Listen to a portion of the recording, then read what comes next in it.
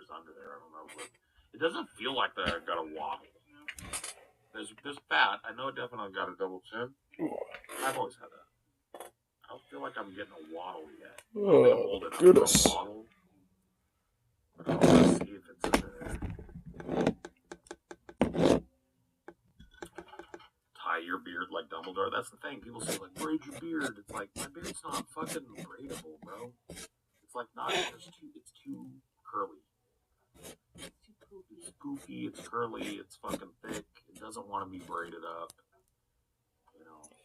Man, motherfucker, I wish I could get a little some of this shit. Makes me sad. Yeah. It makes me sad. I fucking stopped trimming because, like, when I trimmed, they trim away some of this. If I had let this mustache, especially at the corners of my mouth, get all Fu Manchu down into the beard, then somebody could separate out those hairs like this, right?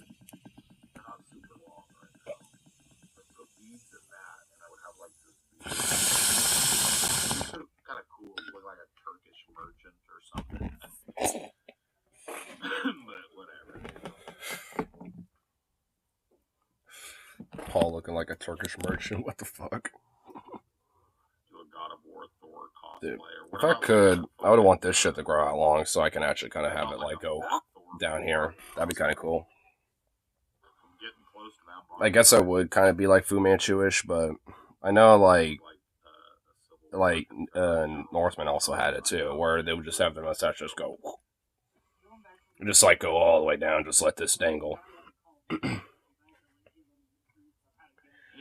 had to make sure that you were there and ready to receive the package. The package was 300 plus pounds of golf ball. Was I? Oh, shit. I wonder where Mickey the Rat is right now tonight. I know he was in here earlier. And also, there actually might have been two of them. One in the house, and I think. I saw a little hole in the screen window, like in the kitchen, so I think that one is outside. It actually did get out. While the one in the garage, Mickey, is still in here. Because this little fucker hasn't left yet. Though I guess we did have one temporarily in the house for a second, but then that one left. Because there wasn't a hole in that screen window last night when I saw that little shit. And then this morning when I woke up, there was. So that's the only explanation. It's like that little guy decided to, finally leave. But the one in here, though? No. Not yet. Your preference is you like a man that... I don't think I'm ever going to be fit. Man, I don't know where to, move the fucking trap, because I have it in the kitchen right now in hopes I'll grab that other fuck. But now that little shit, is gone, so it's just like, now I have to put it back in here, but where do I put it in here? I need to find somewhere where it would actually be useful to, fucking capture the little shit. I could probably kind of clean out whatever's, stored up in here and shit, actually, now that I think about it. Maybe, use that as a way to... I can tell you what, ultimatum. Yeah, maybe I can actually put it in here. I just kind of clear it out a little bit. Because I know there's honestly, random things probably over there in that corner.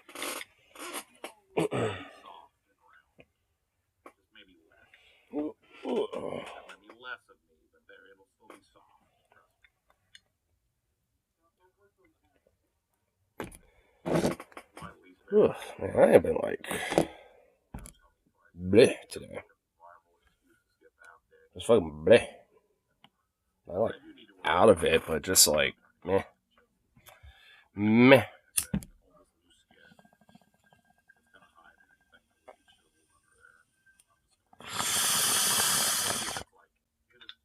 I would never want to walk around like that all over me. Yeah, you have to yeah, fuck that. Yeah, pee or whatever, but if it's not that bad, I don't think it will be. If it's not that bad on me, then I'm just gonna deal with whatever floppy shit I got. People are gonna look at it too. You know what? I gave up. Dude, year for year. I was so polite to people. Politely, very fucking politely, by the way. Hid my flag for people by wearing a t-shirt when I swam. No more. No more. The glory. The glory jiggly, fat, stretch marky, fucking man titty, jiggly ass and titties are out, bro. They're out. Flopping. The only thing I got on was shorts. Do you think that's why you didn't swim the past couple years? Because it got to a point where you started to Fuck it. about it? No, it was because I got to a point where I didn't feel like I wanted to get out of bed and get dressed to go to a pool and swim in it. It sounded like something that would exhaust me before I got there. Yeah, fuck that shit. Get out of there. Deathly fat. Yeah. But no, I don't give a fuck. I'll show you. Funny enough, for me, I'm actually kind of the opposite about the shirt thing while swimming. I hate, having clothes while I'm swimming. Like, swim shorts are fine, but, like, if I'm wearing a shirt or some shit and that's soaking wet on my ass while I'm swimming around, hell no. I don't like that. Like, I don't like wet clothes. I mean, so for me, I'm just like, oh, hell no. I never really had that problem. I just never liked swimming for the longest time because I never knew how to, but one day I went along with my buddies and just went with them, and honestly, something in my head clicked and was fine. So now I love doing it. Can't get enough fucking swimming. Speaking of which, I should take some time to go to the river at some point when summer's out and about. I always love going down to the river. It's always fun. Well, when I'm fat, it's very tucked into some fucking fupa. The fupa. You get my drift, though. I don't give a fuck anymore, bro. You want to look at my balls? Bro, I'm not drawing your eyes down there, okay? And I'm not flaunting them in your face. I'm walking on the beach, you know? I go be nude in front of everybody, dude. I poop right in the fucking toilet in the open air. I don't give a shit. Bro, I've seen some wild shit, bro. I saw a dude, and I'm not making fun. I saw a dude who was wearing what looked like an apron. I thought he had pants on underneath it. Lift that apron up, ass naked. I'm stopped on the freeway waiting to get off the freeway. Dude lifted up his apron, squatted down, shot liquid shit down the fucking sidewalk, and then just walked off. And that motherfucker didn't give two shits or a fuck who saw it happen. He had to go. Bruh. I mean, find a bush, my dude. That was like a watershed moment for me, bro. Because I was like, gotta find like a fucking goddamn fucking bush or something, my G. Did he wipe? Hell no, he didn't wipe. What do you think? He just fucking stood up like nothing happened. Just kept walking, bro. I watched somebody shake a foot out of the leg of their pants one time at Disneyland. I've never told that story. Oh, yeah. He has told this story. Oh, my God. How old would I have been? 12? Dude, he's told this. Zone, right? Yes. Same trip. I had plantar fasciitis in my left foot. The heel separated from the meat of the cartilage and bone. Ow. I was fucked up. So I was being pushed around because I couldn't walk for more than a few steps, and I'd hobble. And I saw it was a big fat lady. Of course, it's a big fat lady. I was just watching her. She kept shaking her pants leg when she was walking, and I thought, oh, she must have like an itch. And then a whole fucking thing rolled out, and I went over and looked, and it was a turd. Oh. Like that long, that big around. Oh, no. Turd. Shook it right out her pants leg, kept walking. Duty right down the back of her leg. Bruh. Dry one. Some Peepaw Poopy Pants shit, dude. Only it's Meemaw Poopy Pants this time. Oh my god. You know when she did it? The shame of it. Toontown. She pooped right into Toontown, no! Give a fuck, bro. Right in front of No! Toontown. I've seen this in my eyes. Oh no! You want to tell me I can't take my shirt off and swim? Those lines oh, but you want to bitch at people wearing shock collars too, by the way. Go fuck yourself. Too hot. Right up in Toontown. Right in front of Cabby, Benny the Cab. That's his name, right? They got a full-size Benny the Cab. Like, just a statue, but it's out in front of his ride. That big bitch shook it out of her pants leg right in front of Benny the Cab. Didn't even give a fuck, bro. She didn't care. To give a fuck.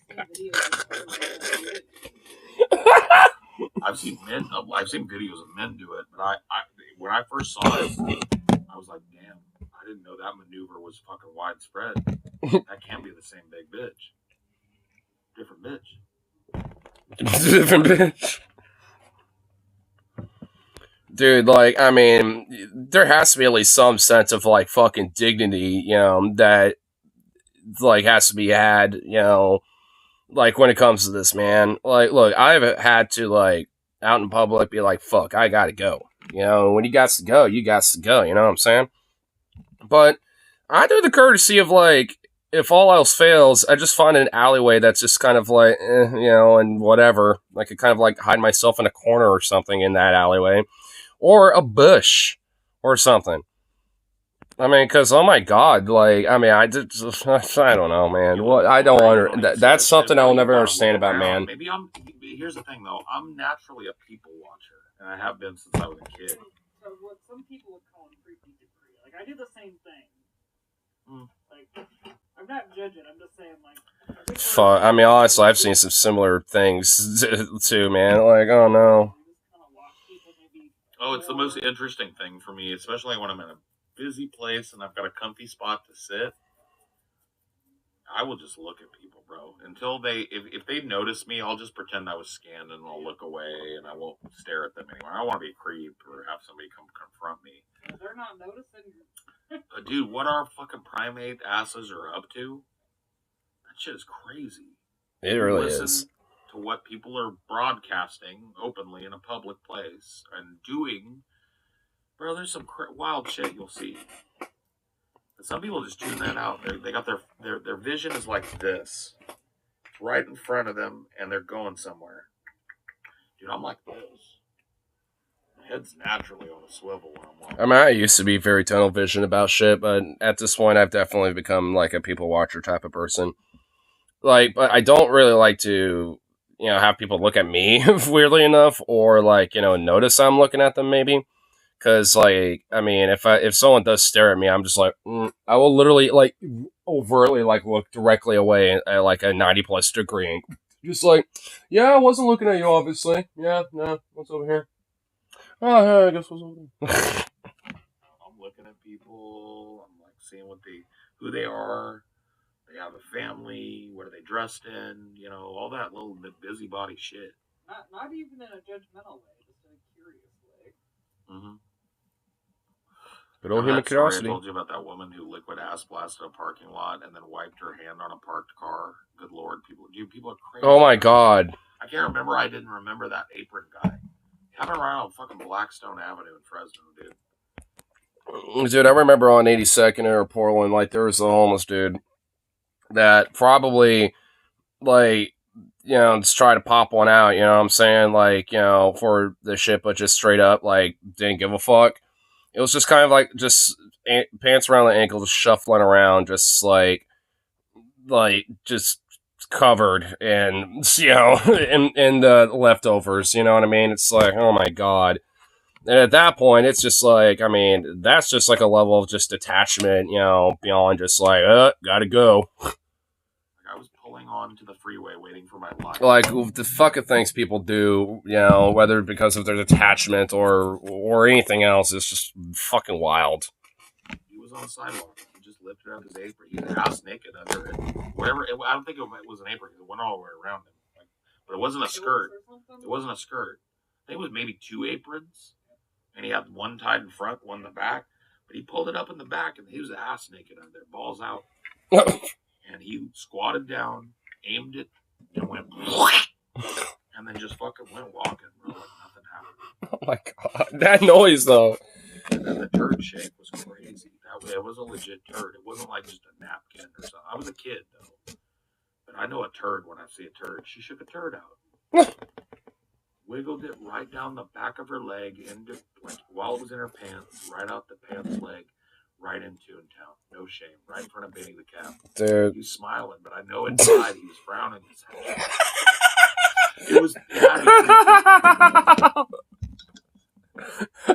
On the outside he smiled, but you know he's frowning on the inside. Fuck, dude. Oh my god. Dude, the turd wiggle, bro. The turd. The turd shit. Oh my god, this is so fucked, People are dude. wild, bro. And I've done some wild shit in public too. I'm not even fucking lie to you guys, bro. You don't even know some of the shit I pulled. Bruh. I pulled some wild shit. Like I shit my pants at the beach one. Oh no. Oh fuck. Oh fuck. I was playing around, man. I thought I could hold it okay. And I got real fucking hot, and I running on the sand, right? My heart was pumping, and all of a sudden, I just couldn't hold it no more, bro. And it was on the beach, and there was like a fucking porta potty, but it was late, dude. When I was a kid, it looked like it was 10 miles away, bro. A little green dot on the horizon, and my ass gotta walk for it. And I wasn't gonna make it, and so it just came out. Oh and I ran to no. my mom, and I was like, "Mom," I was probably like 9. Like, "Mom, I didn't say fuck. I shit my pants." She's like, "Oh, baby." She's like, "You couldn't get to the toilet's right there." I was like, "It is not right there. It's not right there. 10 miles away. I shit my pants." It's like miles away. It's not right there. What the fuck are you talking about? Go get in the ocean, baby. The ocean cleans up everything, every mess. Just get out there, baby. Just run. Just run. I ran out there and sure as shit, pulled my pants off, like got waist deep, pulled my shorts off, cleaned out some of the duty. Problem was I got hit with a wave from the back. Oh no. And my fucking shorts, I went ass over tea kettle, and my shorts got ripped out of my hand.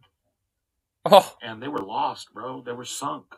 They saw. And I fucking was feeling around in the sand. And I was also like, man, fucking King Triton's got him now. King Triton's got him now. Naked in the fucking Poseidon claimed him. And so I just sat out there for like what felt to me like 10 hours. It probably like 30 minutes. And then my mom was like waving to me, and I waved back. And so she came out, and I was like, "Mom, you gotta bring me a towel." She's like, "What happened?" What happened? I fucking just bring me a towel. I'm ass naked, okay? It ripped off I lost my shorts. Lost the shorts. And she did it. God bless her. She did it. Brought me a big old towel, blocked me off so I could like come out and wrap me up. Damn. See what I mean? Damn. Oof. I love these story times with Paul. They're just so great. It's like,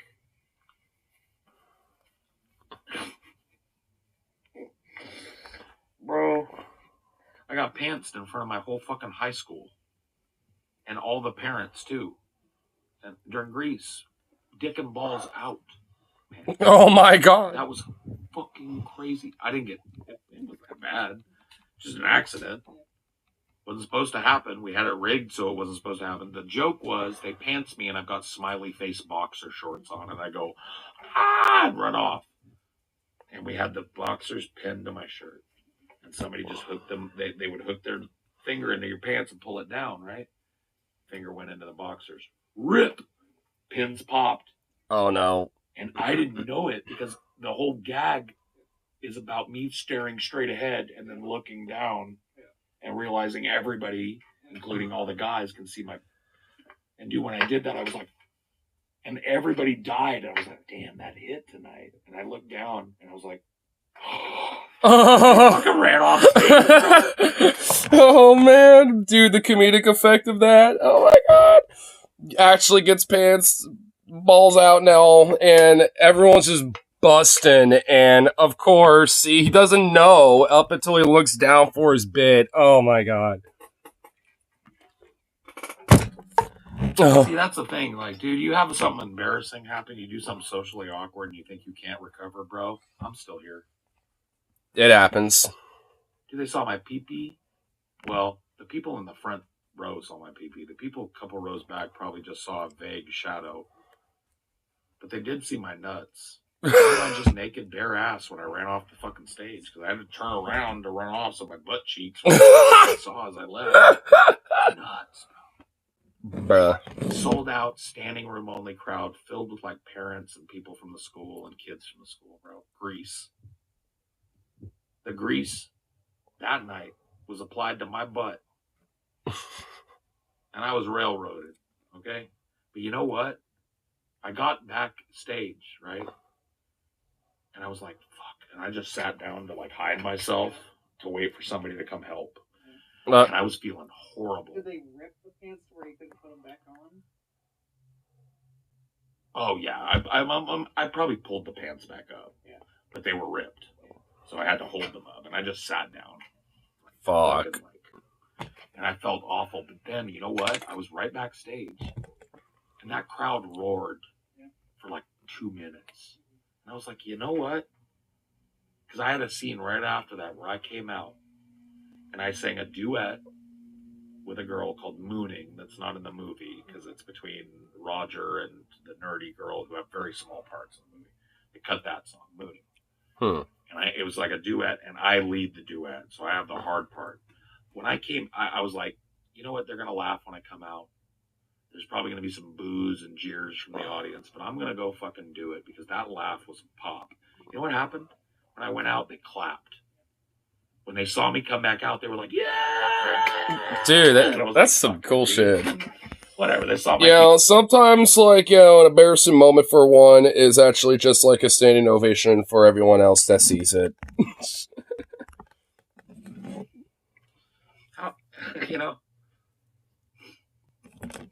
What you may perceive as embarrassment might actually just be like a fucking banger for everybody else. Once that's happened to you, plus the poop pants, naked at the beach, a couple of those types of things happen to you in your life, bro. I accidentally nutted in front of my friends one time. Not really accidentally, but like, didn't really mean to. The hot tub, I was chilling in my dad's hot tub. They didn't want to get in, so I was just like hanging over the edge with my stomach up against it, smoking and talking to them. And now jet was kind of hitting the front of my shorts, and that's felt good. I let it kept happening, and pretty soon I fucking just nutted. I was like, whoa. Well, I was fucking 14 or some shit, so yeah, whatever. I was like, damn, I didn't think it was going to go that far. Fuck, that's weird. Well, that's an awkward moment between the boys. What the fuck, dude? Like, once that shit's happened to you, plus the fucking carjacking shit that happened to me, it's like, what are you afraid of anymore, really? In terms of, like, other people or being embarrassed, like, yeah, I have health anxiety and shit. I'm afraid of flying in a fucking Boeing jet. Like the one flying overhead? I'm afraid that Boeing jet's gonna fall down on my fucking head. No shit! Kind of convenient timing. Watch, just a panel just falls, just like... just falls around his dome. You can't be fucking...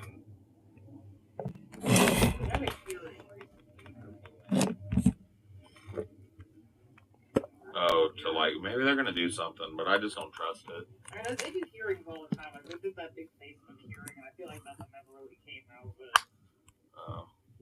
it. Crazy not to be at this point. I mean, yeah, dude. I don't know, though, dude. I've had enough of that shit happen to me in my life where I'm just like, as far as what other people think about me, only really comes into play very rarely. I don't want to be like a total buffoon in public. Other than that, I dress how I dress. I talk how I talk. I fart when I fart. If you don't like it, don't look at me. That's kind of how I view the world. It's like, talk how I talk, walk how I walk, I dress how I dress, and I fart how I fart. Like, what the fuck you want, Like, I am who I am. What the fuck do you want? Like, what do you expect? Like, what? It's like, you got, strong judgment of it. What, you want a medal? Fucking unpleasing to your eyes, then fuck, dude. Look it around, bro. You got 360 degrees of freedom. I'm big, but I ain't taking up all of that. So flip around, bitch. Whoa, bish. Whatever.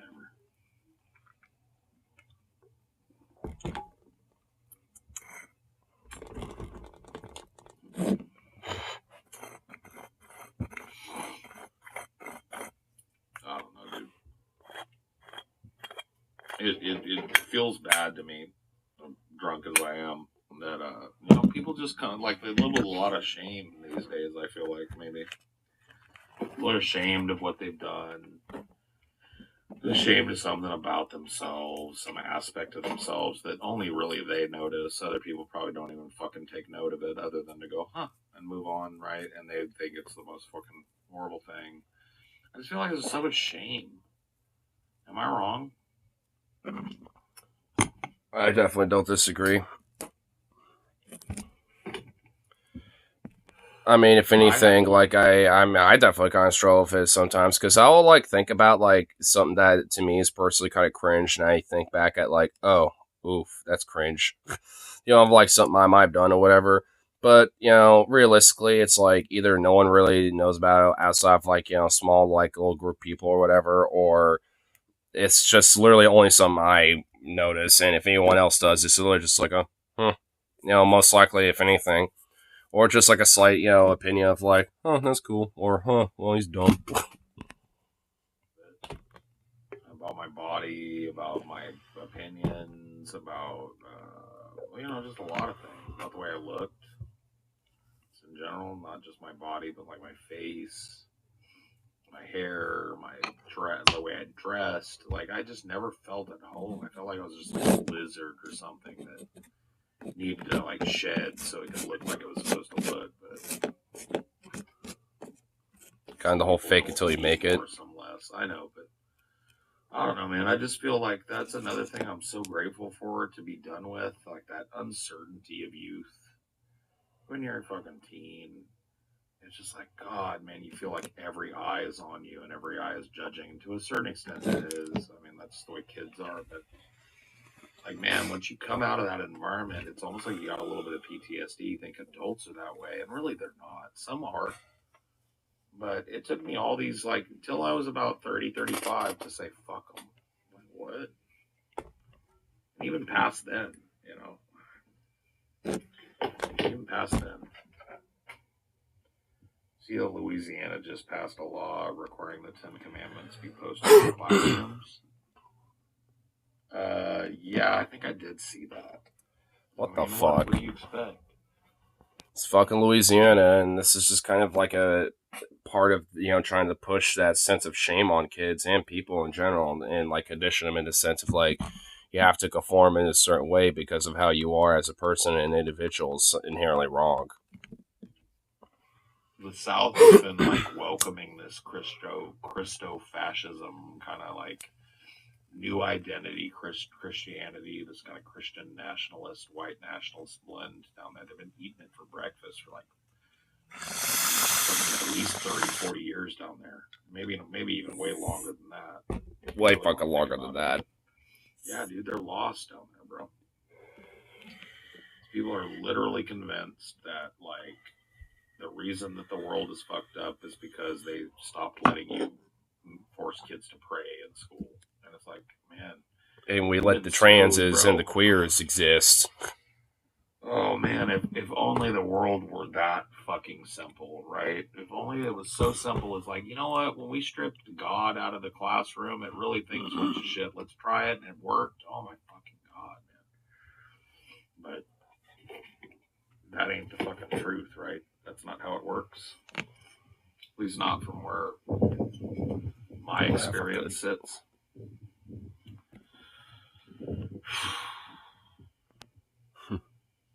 I don't even know, dude.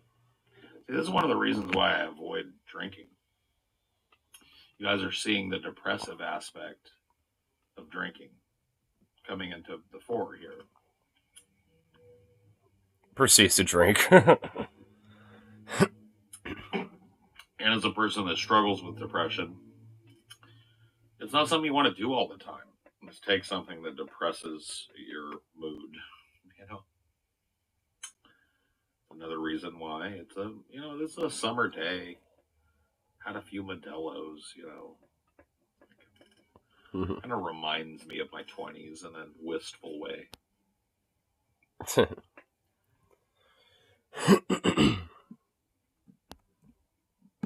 excited to be in the middle of nowhere, and I'm so excited to be in the desert. Cool, dude. Yeah, that's beautiful. I love the desert. I mean, honestly, at least when it comes to me, when I drink and stuff, for me, it's more of kind of like like usually I'm just more of like kind of a happy, chill-go-lucky kind of drunk, or I just like ponder and I think a lot. Like, I mean, usually that's kind of what happens, when I tend to, drink. I mean, usually I'm just all like, just chilling, having a good time, yeah, man. Or I'm just like, I am pondering and thinking about things.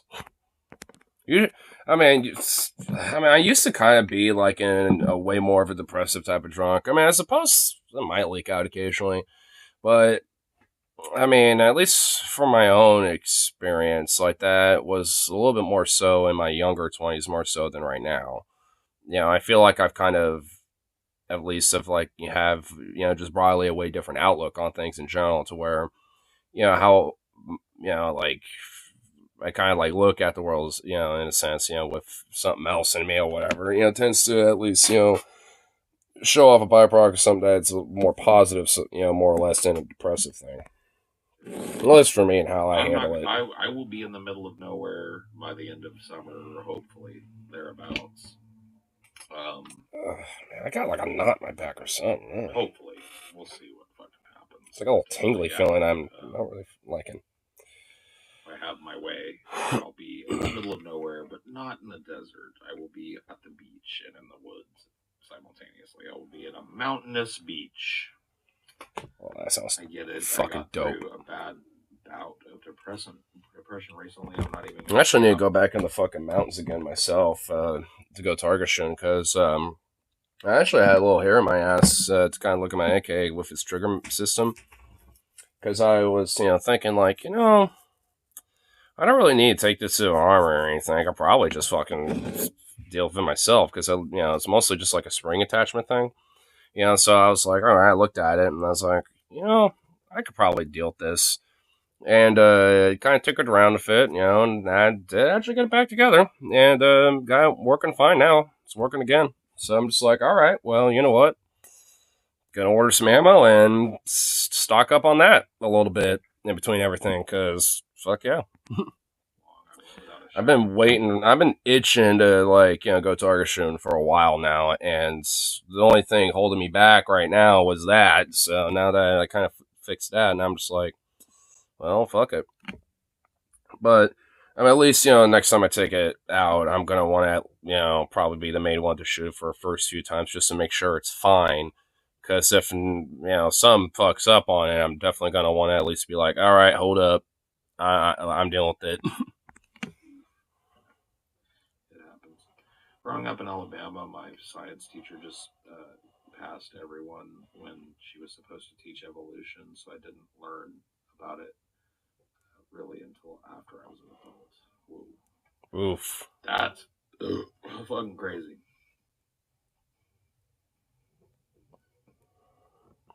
Probably a way to try to teach weird ass creationist science. Dude, that song is overplayed now, and it's really not their best song, but dude, that song changed my whole trajectory as a kid, bro. I heard that song, my friend Tommy Riley brought over the tape, and I put it in my fucking boombox. My parents asked us to fucking play anything else, and we just said, nah. We just played that song, and we rewind it and play it again. It was just that song was I know him, hear Kurt talk about it, and you listen to the lyrics, he's like, such a throwaway shitty song. And it's but for us, it was just like a rallying call. It was like, come listen to this fucking band. And not only that, come listen to rock music, because it's not your dad's rock anymore, Well, now it's your dad's rock, the rock I'm talking about. When I was a kid, it was. It's kind of funny how the dad rock, it's kind of changed. Now it's dad rock, but back in the day, it used to be kind of a countercultural, not your average dad rock kind of, type of alternative kind of thing. I mean, that's why I'm always really heavily attracted to it, countercultural music, even for its time, to an extent, even with things like Nirvana or, Audioslave and shit. Or at least Rage Against the Machine for when they were together for a time. So, I mean, because all in all, I mean, there's such a, impact, with these bands and with those genres where it's kind of hard to not at least at the very end of the day fundamentally just appreciate their significance in that. Not fucking Pink Floyd. This is not fucking AC/DC. This is something else. And I was like, whoa, okay. So I was like exclusively at that time a hip hop head. Like me and my friend group, 100% hip hop, 100% of the time. Really no rock, really no nothing. It was very fucking like monoculture going on in my friend group, and then like Nirvana came, and it was like, oh, okay, there's going to be this alt rock thing in the '90s, cool, and all of us immediately were listening to all kinds of bands, and that was like I wouldn't have started a fucking garage band in my teens if Nirvana hadn't happened.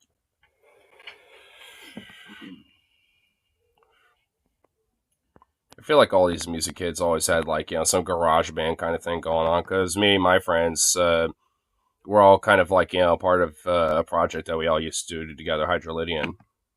I wasn't like a musician, predominantly, but I would kind of like be a side producer, like every now and then help my friend Rip City occasionally with producing a couple songs, shit like that. And at least just broadly hang out with him. Like, and I know for a fact I sung at least a little bit in one song of theirs, which was I don't know why they had me there, because it was fucking goddamn awful. But hey, I know it's still out there on YouTube. That shit is still up. What happened to Nuggie?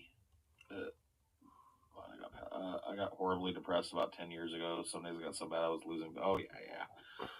I get all that, Nugs. I get the depersonalization, and you almost want to laugh when because the consequences of telling your doctor like, yeah, I'm suicidal. You almost want to laugh when they ask you ever think about killing yourself, and because the real answer would be like only every second that I'm awake of every fucking day. But you can't. If you say that, you're going to the fucking padded room for a few days for observation or whatever. That's just a waste of time. Like, and if anything, it can be kind of psychologically torturous. That you're going to do it. Right? And honestly, for me, like I kind of had that a little bit because it was actually just I think was it before or after COVID? No, it was after COVID. It was like probably 2021, I think, somewhere around there. But I didn't call, nor my dad. I was actually my mom who did, who wasn't even here to witness anything. But I was just like, kind of in a depressed state, mad, and all this other shit, and was ranting off my dad about it a little bit. But while I was going on, the cops doing a social welfare check, I happened to be here and shit. And because of that, like, I told him, it's like, yeah, I mean, it's just like a lot of it's just due to stress. Like, I don't really feel this way. I just, it's more or less just a pent out release shit. It's a lot of it I just generally don't mean. But because of what was said, they're like, well, we're still going to have to take you up and blah, blah, blah. And I literally looked at them like, are you fucking kidding me? And they're like, no, we're not. And I'm like, well, can I at least not be cuffed or anything? It's like, well, no, you're not going to, but you have to be in that car or, whatever. I'm just like, oh my fucking God.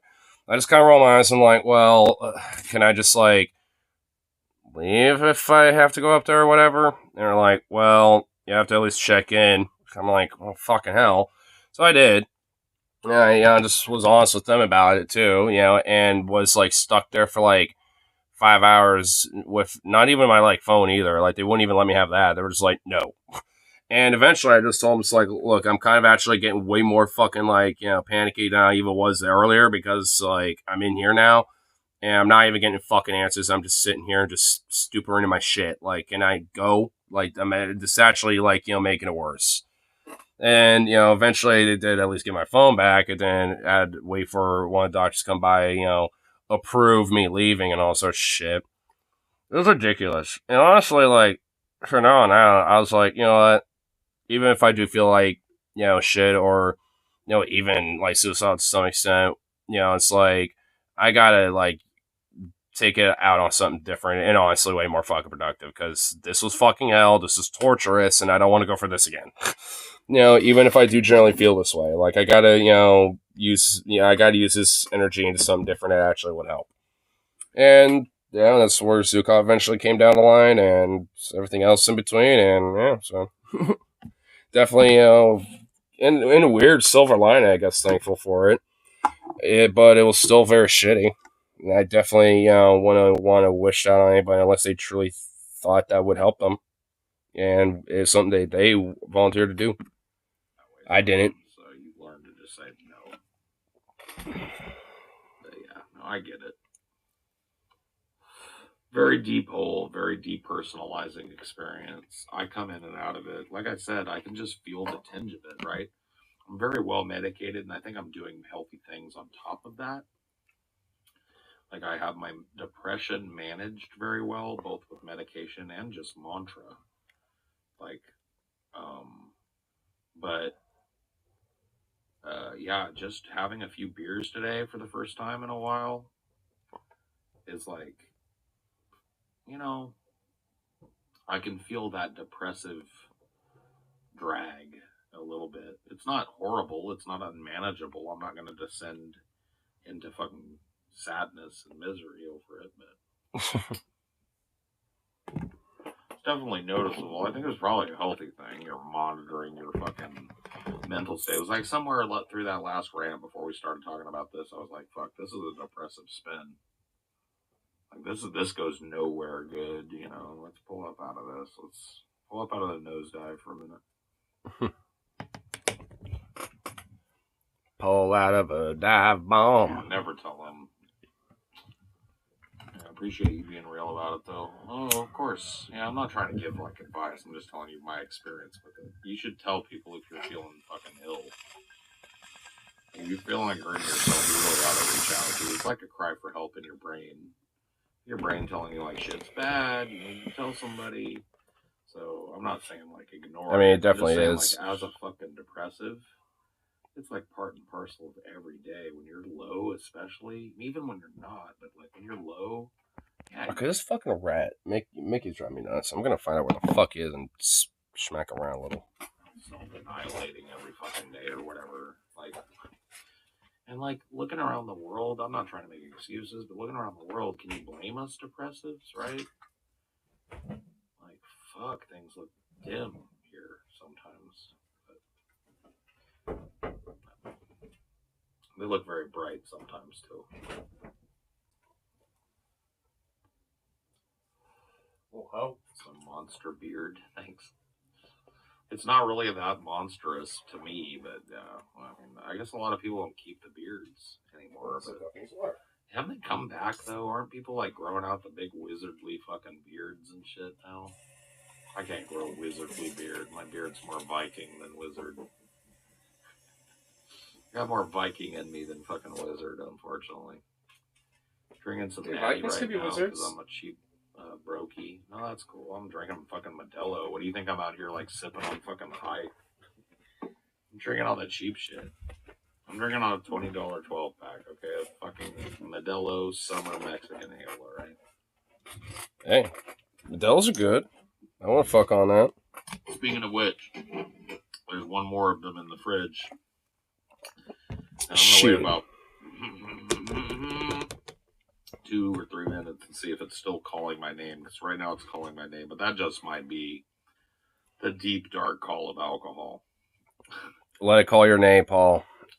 No, go for it, there, Modelo. You may as well enjoy it when you can. Drink another, brother. Drink another, brother. It'll be my last one. There's only one left.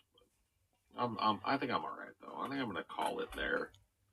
Leave that one for a rainy day. Oh. But my impulse, dude, that's the thing. It's like you have to monitor how you're feeling, right? Because I'm telling you guys, if you guys were watching this somehow 20 years in the past, right? I'm fucking 20 something. Right? And like I would just run through it, bro. That 12 pack would be fucking replaced right now, and I'd be killing another one. Like I just keep going, bro. It's like a fucking. Like you get to a certain level, and I think I've reached that level of drunk where you just want to pour more on it. Like let's keep this mine. going. Let's go deeper. Is this the one I'm doing now? Oh no, it's not.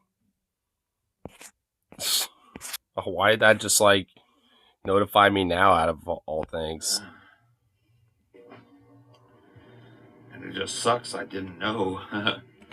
about that like little bit of peace that you can give yourself, and that really good feeling of stretching out your body, getting the blood flow going. I just did. Oh, did it skip it? Squats Whatever. there. Got my core a little burning, but it's really not about exercise. It's more about just getting the blood flowing. I'm sorry about the burps. I got the beer burps. Beer burps. Oh, but man, that's... I bet it's honestly kind of like, doing a little bit of wonders, just like getting, got to kind of adjust a little bit, get some of that, carbonation out. Reset mentally and physically. It's why, I don't mean to drag it to the same topic as last night, but at night I feel the same. Guys, I feel like I'm careening towards Paul's ego leaving the atheist community. Well, maybe not the atheist community. Oh, shit. What?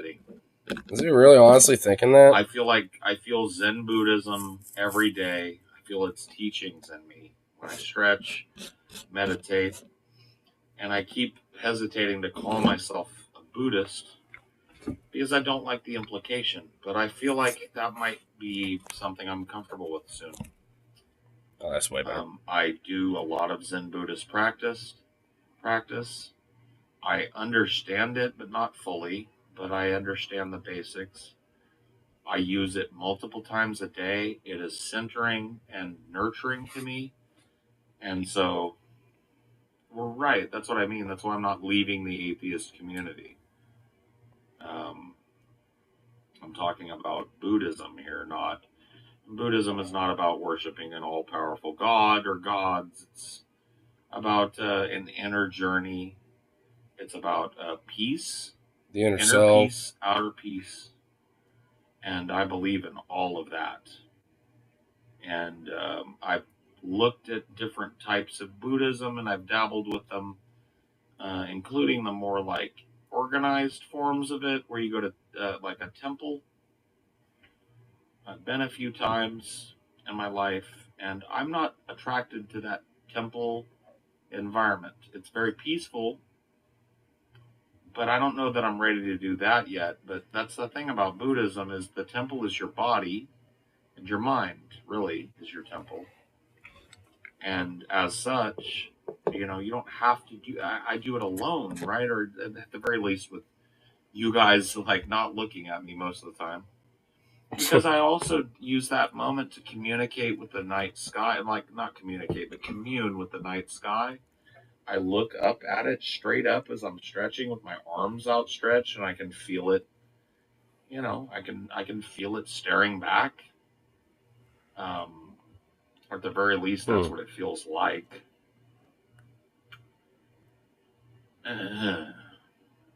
So, I feel like I'm on that journey to something that I haven't had before in my life, but that I maybe have always craved, that like ritualistic kind of practice that is not necessarily for anything but myself. I mean, I think honestly, like, you could still technically be an atheist while being kind of like a spiritual person and have like these form of practices. I mean, I'm kind of like open to the idea myself, just because I don't necessarily see like different branches of like spiritualism as inherently like a religious or like, belief in a sense of like, actual literal like spirits, angels, gods, and shit like that. So like in a way, like, I mean, it's something that I'm definitely kind of like more open and privy to in a sense. So I actually am kind of interested in this type of stuff. I mean, that's why I'm thinking, oh shit, what's Paul kind of thinking, so to speak, about it? Because like I'm kind of curious about like maybe some of the maybe more broader kind of like inner self kind of sense of teachings within Buddhism as well. I mean, actually, shit. I think Rose the other day was asking like if you had a like gun in my head, so to speak, what religion would I choose? And I think I did say like Zen Buddhism or like Shintoism, maybe like variation of paganism, one of those, like something like that, potentially. So it's just like, but I think my gut reaction, I think, was initially like, well, I don't know, like Zen Buddhism or like Shintoism or something, or whatever. I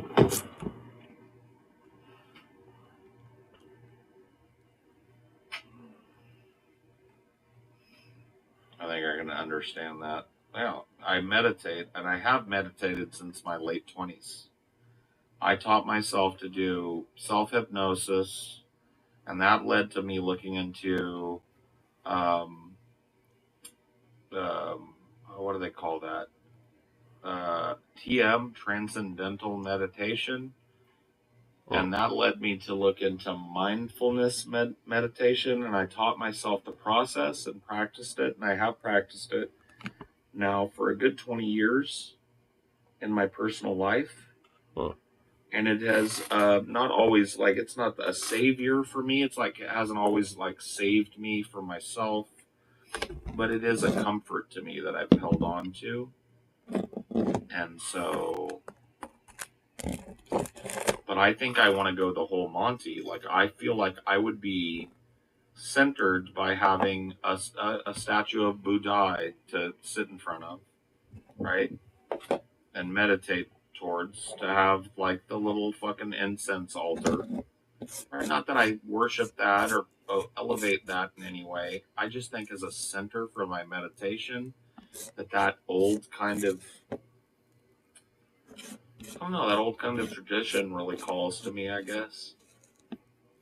And the more I practice it, the more, I don't know, the more comfort it gives me. So I think I'm on the cusp of just being like, well, Paul's a Buddhist, and that's just the way it is.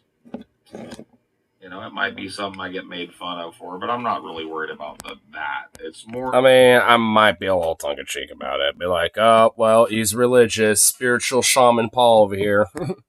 Just like the people thinking that I'm a bullshitter, right? Because when you tell somebody that you have a religious practice, I think that there's a lot, and look, dude, I'm probably guilty of this. I think a lot of people go like, bullshit alarm, red flag, as well they should.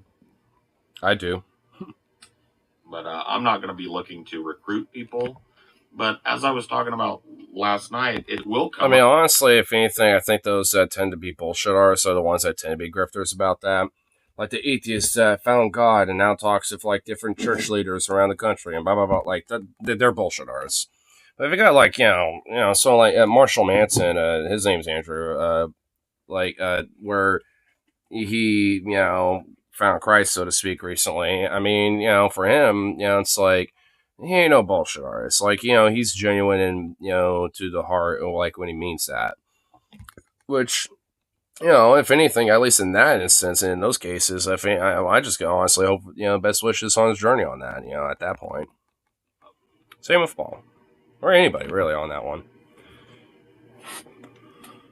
If it gives them a sense of solace and comfort about their own self and can somebody tell me what the English or Spanish meme is? Because I see it a million times a day. Is it a TikTok thing? English or Spanish? Huh? Like, it's being banned like fucking wildfire, but I don't. It's annoying, but does anybody know what it is? Is it a TikTok compilation thing trying to get people to say English or Spanish? Yeah, like what the fuck? It's somebody will just say English or Spanish, and it's people like I can tell it's either somebody with like 90 million alts, but I don't know why they would say that same thing. So other times that I've thought that was happening, people have told me it's like a TikTok trend going on, and people are trying to get you to say something on your short that they can clip, I guess. ¿Qué está pasando, doctor? Estoy como en americano todos los días. ¿Qué onda? ¿Qué onda, Simón? Man, I kind of low-key hate that I can kind of somewhat understand Spanish, but I can't really like speak it. Like I can kind of say it, but not actually speak it. I'm cause man, going to like a lot of ska shows, dude. As like a pasty white boy over here, it is like kind of sad, but a little annoying. Where it's just like, fuck, dude, I can't talk with like half of the people here. It's like shit. Kind of sucks. It gotta be a TikTok thing, though, right? You'd imagine. Uncle went super Buddhist, but it never became an issue in our family. Never fully got it. No, that's the thing is, you're never gonna catch me out here like trying to recruit people. I'll tell you what it's like. I will talk about it because that's another thing I fear about it is that perspective shift. Because I'm not going to be able to help but allow those teachings to leach their way into my perspective. But really, a lot of them already have, right? So I'm not. La linea de la referencia en templo de adversidad,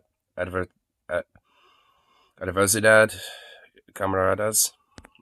Be shot. I'm trying to do that mostly just so I could kind of like, at least kind of get a little bit more fluent and speak, yeah, at least saying Spanish. People ask me questions. I'm going to say I'm a Buddhist. I'll talk about my practices. I'll tell you like what about it feeds me and why I'm a Buddhist. I might tell you what my perspective on it as a Buddhist is eventually when I feel comfortable for that. You know, comfortable saying that type of thing. But I'm never going to be like, you need to be a Buddhist too. I don't care, bro. If it helps you, great. If it doesn't, find something else or nothing. Or just do your own thing. That's what I'd say.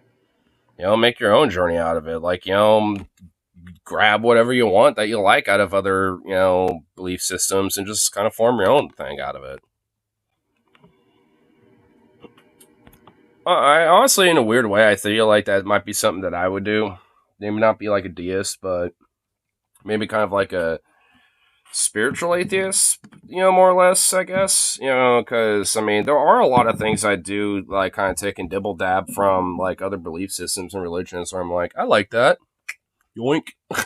So, at least for me, I mean, I think, you know, I could probably see myself maybe kind of exploring, you know, at least like a path like that, because I already feel like I have been, you know, even for a while, honestly. Like, you know, it's always been something I've always been interested in, and I've always been very curious about when it comes to, like, spirituality and religion and shit. I just kind of find it interesting that Paul's kind of opening it up to the idea of, like, Buddhism to the point he might be like, I'm Buddhist now. I don't think it'll be a problem, and I'm interested. Cool. I am. LGBTQ streamer. Cool. Thanks, Carlos. You don't have to all caps it, though, bro. You can keep that. Caps lock is not cool. Cruise control for cool, but I am an LGBTQ streamer, and it's fun to see that people like that. Do you know Buddhist folklore has its own hell that's similar to Dante's Inferno with the layers? Yeah. There's different ideas of the Buddhist hell. I mean, most Buddhists will tell you there is no hell. There is no heaven but what you make on earth. Nirvana and Buddhahood, or heaven, right? But there is the wheel of samsara and the wheel of Theravada. Right? And these are both kind of similar, but a little slightly different culturally. Flavors of Buddhism. And it's more about the hell of reincarnation without learning or striving to attain Buddhahood. So it's not like you're tortured. There are different sections for you if you were completely and utterly iniquitous. You didn't even try to attend to your nirvana or attain Buddhahood, right? Then you know I don't know all the rules yet. I don't think I'm looking to follow that. I'm into Zen Buddhism. I'm about the practice of mindfulness meditation. That's the center of my religious belief. It's the core of what I believe, at least as it's developing. I listen to koans. I love reading Zen literature, both contemporary and ancient. It fits with me and my thinking.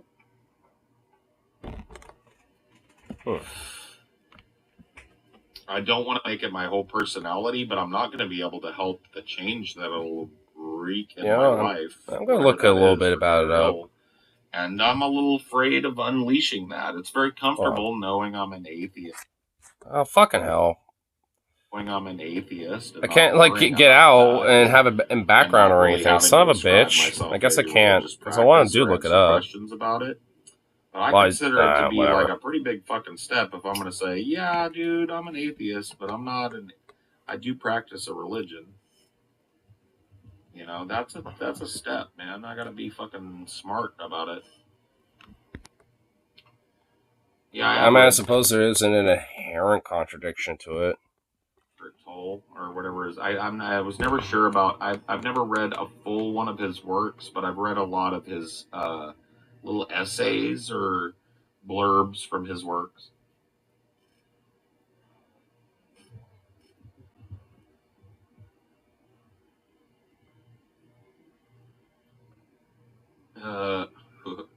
Es mejor morir de pie que vivir toda una vida de rodillas.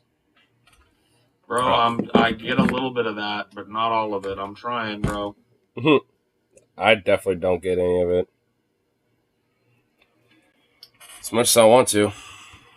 It's a J. It's just a big fatty. It's a big 1.5 grams fatty, you know.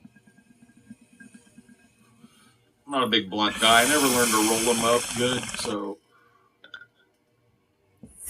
it's a J. Is there a reason why you can't take the teachings without the label? No, but I feel like I want the label. I feel like I want to commit myself to the ritual, and I feel like I want the label. Like, I'm not a big label fan, but I feel like I want to augment my philosophy with that. And in order to do that, I have to take the label. Or I don't have to, I choose to. Or maybe I will choose to. I have not done it yet. I'm giving you guys a little peek into my mind as it's working now. I might decide that it's not for me. Maybe I do take the teachings and not the label, or take the ritual and not the label. But I'm actually not repelled by the label. In fact, I'm attracted to it. I think it's going to be part of me accepting it as an actual ritualistic practice and not just bullshit. Yo una vez come peyote y ya me andaba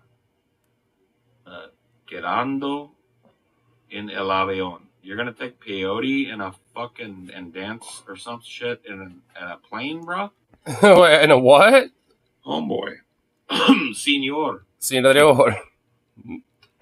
Dios mío. Dance around, do some peyote on a fucking plane? What the fuck?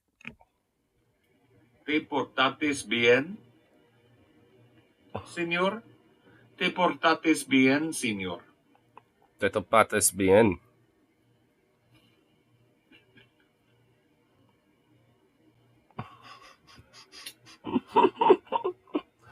Oh my god. ¿Te portaste bien? Easier to accept if we get Buddha merch with your face on it. I mean, I don't know. I don't think I have any. I'm not going to try and be like a fucking monk or something or sell people my religion, but I do. Be a monk. Monk Paul, dude. Monk's ego.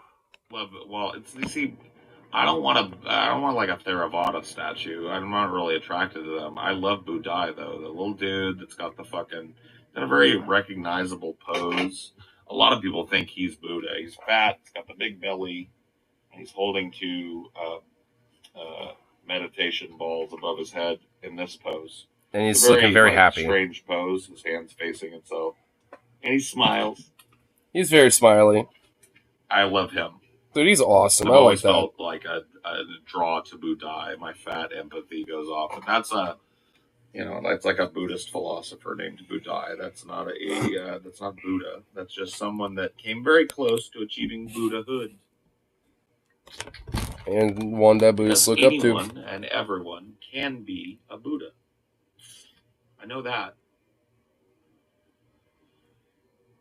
Will you have a debate with TJ when you convert? Sure, if he wants to. I mean, I'm not gonna do it, and then hide behind my right to believe what I'm willing to hear it out. But I think after he hears out what my belief structure is and what it entails, I don't think he's gonna have as much of a problem with it as you might think. I think in the past, maybe TJ's had problems with Buddhists. Found them to be shitty people or whatever, but well, I do know that if like you criticize Buddhism sometimes, at least way back in the internet, like back in the day. Like, I don't know about it anymore, but I know back in the day, like, if you criticize Buddhists or like Hindus, etc., even though it's kind of a somewhat of a misnomer that, like, oh, they're happy go lucky, super peaceful. Nah, not really. There definitely are certain elements and sects of these, groups of people that can certainly be kind of violent. You have a problem with me as a Buddhist. It's not the majority of them, though. I don't really see myself changing much in terms of personality or opinion. Are you gay? I'm bi. Such a bad question. Yeah, I'm not really ready to lay out my belief structure yet.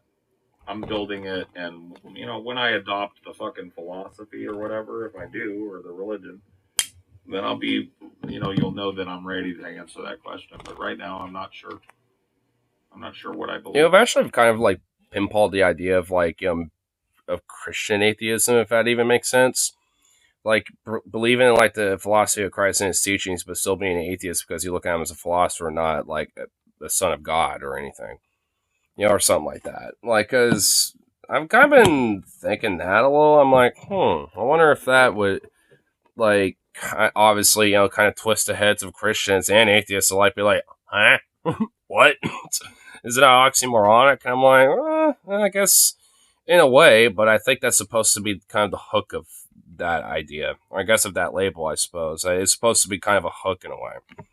It's meant to be like, what the fuck does that mean? Because, I don't know.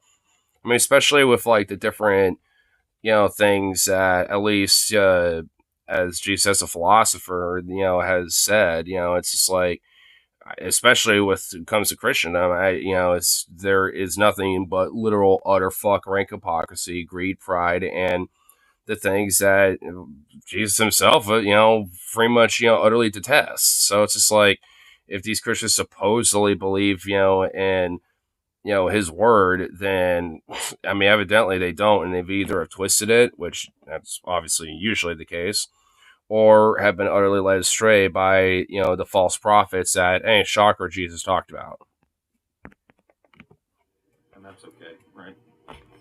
It's better. So it just kind of makes me think, like, while still being atheist, because, fuck your religion, in a sense, but it's just like, at the same time, I do kind of like your boy Jesus. I kind of like, what he had to say. Evidently, none of you believe in it, so it's like, for me, it's kind of a weird conundrum. Because I feel like in a different universe, or like in some alternate universe, I probably could be, like a Christian, I guess, in a sense, just because of that, but it would have to be based off of like the actual belief system of these fucking people. Know what you believe. And actually be principled in that, which usually aren't. What did I do with my fucking joints? Oh no! Oh, there it is. Don't lose the joints. I think reincarnation is plausible on any level. I don't know yet. I don't know. Maybe. I don't know. Speaking as an atheist, the only honest way I could put it is that I do not believe in the supernatural claims of given religion. Do find it a useful metaphor for improving my life. Sure. I think I've really conducted myself that way my whole life, for most of my life, my adult life for sure.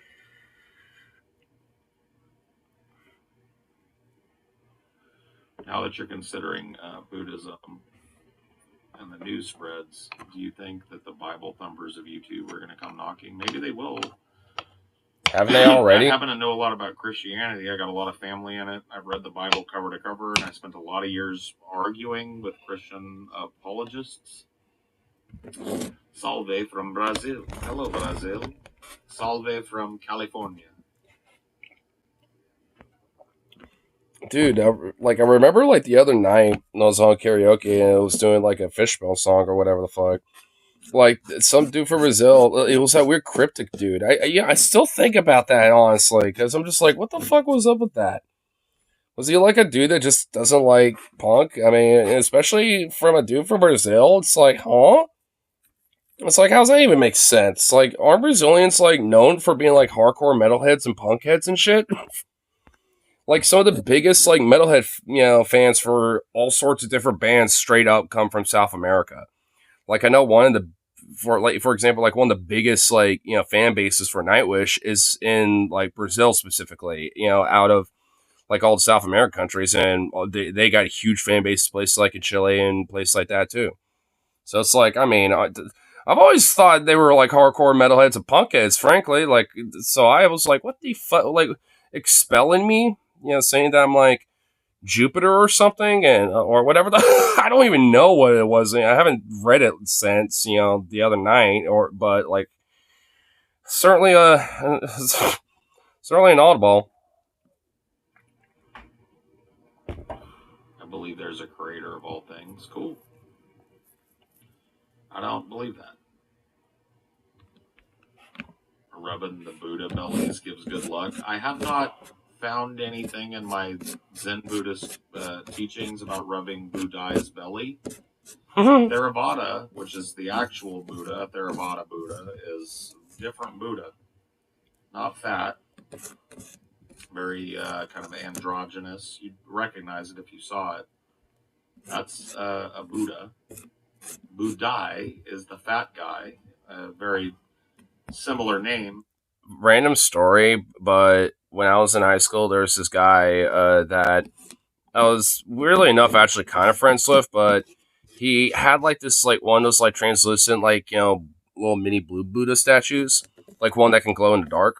And I don't know why, but every now and then he'll just like walk up to me holding that thing in his hand and just go bam, and just like and say blessed with the Buddha, but just like hit me like straight up like he's punching me like with that fucking Buddha in his hand, like on my back or on my shoulder or on my arm or something like that, or on the top of my head or whatever. I'm just like, ow, like what the fuck? And he just has this little Buddha in his hand. He just shows it. I'm just like, did I just get like Buddha slapped? And he's like, yeah. I'm just like, what the fuck? It's like, and he would just do that all the time. I don't know why. And he didn't do it just to me, by the way. He did that to a lot of people. Like, I don't know if that was like his weird way of saying it's like, you're cool or whatever. I don't know, but I was just like, what the fuck, dude? But a different guy. I literally was beaten by a Buddha. Or I guess Buddhai. He is a Buddhist figurehead, but not Buddha. He was a Buddha. Beaten with a Buddhai, dude. His name is Buddhai. And I like him. I would get a statue to Buddhai and use it. I still kind of like Buddhai because even though he was used for violence, he still had that big old belly smiling, even though he was used to smack me around and everyone else. Patient focus.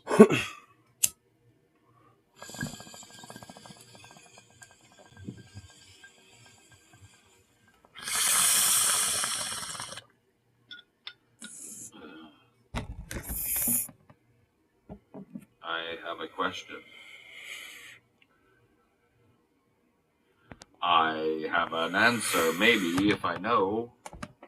I like how someone be like, I has a question. What is it? It's like, like, I love how people will state that, but not actually say the question. It's like, honestly, like, just say it in the same comment. I have a question. Proceed to say question in the same comment, then send it. Because then I'll be like, okay. Yeah, go ahead. Or I'll be like, I don't want to answer it and just move on. Is Buddha thick? No, Buddha not thick. You can look it up. Yeah, Buddha ain't thick. There's like hundreds of Buddhas historically. Yeah. And being a Buddha is the kind of like thing that you strive towards as a Zen Buddhist. You want to attain Buddhahood, which means, finding your nirvana, attaining inner peace and outward peace, and also becoming a teacher by nature. That doesn't mean becoming an actual teacher. That means teaching with your nature, right? Those are some of the things that are inherent in Buddhahood. Enlightenment and attainment of enlightenment. What do you live in? I live in a house in California. No, I actually live in a little hobbit home.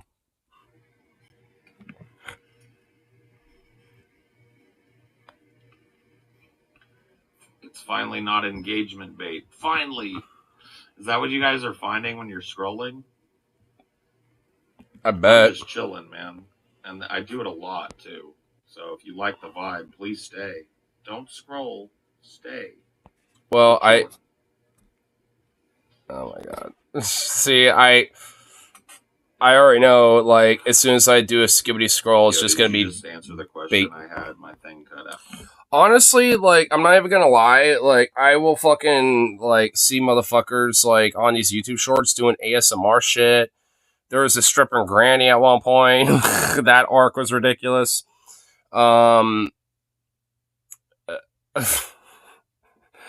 Fucking, like, I've seen people gamble. Like, there'll be people doing those little, like, fucking little punch it, little gamble, like, fucking sticker things or whatever. And, like, doing scratch-offs and shit. And it's like, wait, this is a thing? Like, people doing scratch-offs and random lottery tickets and shit like that is an actual thing people will stream. Like, I kind of want to right now. I'll scroll just to prove it, because I know for a fucking fact there is. Did you have a question, bro, or are you trolling? I don't see your question, bro. Are you trolling, you dirty little troll? Oh, little rapscallion. You can ask it again if you're not trolling. How many darts do you toke a day? About a pack a day, give or take. It's actually been going down recently, although back up because I stream more and I just fucking chain smoke when I stream, bro. If I don't stream in a day, I might smoke 10 cigarettes. If I do stream, I might smoke fucking 30. Ooh. Yeesh. Yeah. That be a thing for the nicotine. In more traditional Zen, it's not necessarily becoming a Buddha, but living as everyone's innate and natural Buddha. What's this little bug? In some Buddha teachings, what little bug? Oh, that's a cool little bug. You must.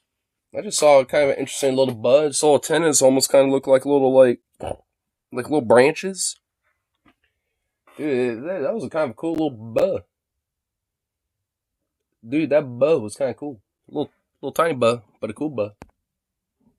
It kind of flew off into who knows where. Be buried alive, and if you were not rotten by the time they dig you up, you have reached nirvana. Yeah, I don't think I'm gonna follow that, or I'll never be nirvana tested. I'm okay with just believing I have reached nirvana if I ever believe that. I'm definitely at the beginning of a long journey if that's the case. If the end goal is nirvana or Buddhahood, then there's a long gulf of journey between me and that place. I know that. I'm all like filled with my own opinions and filled with my own ideas. I'm not ready to accept emptiness.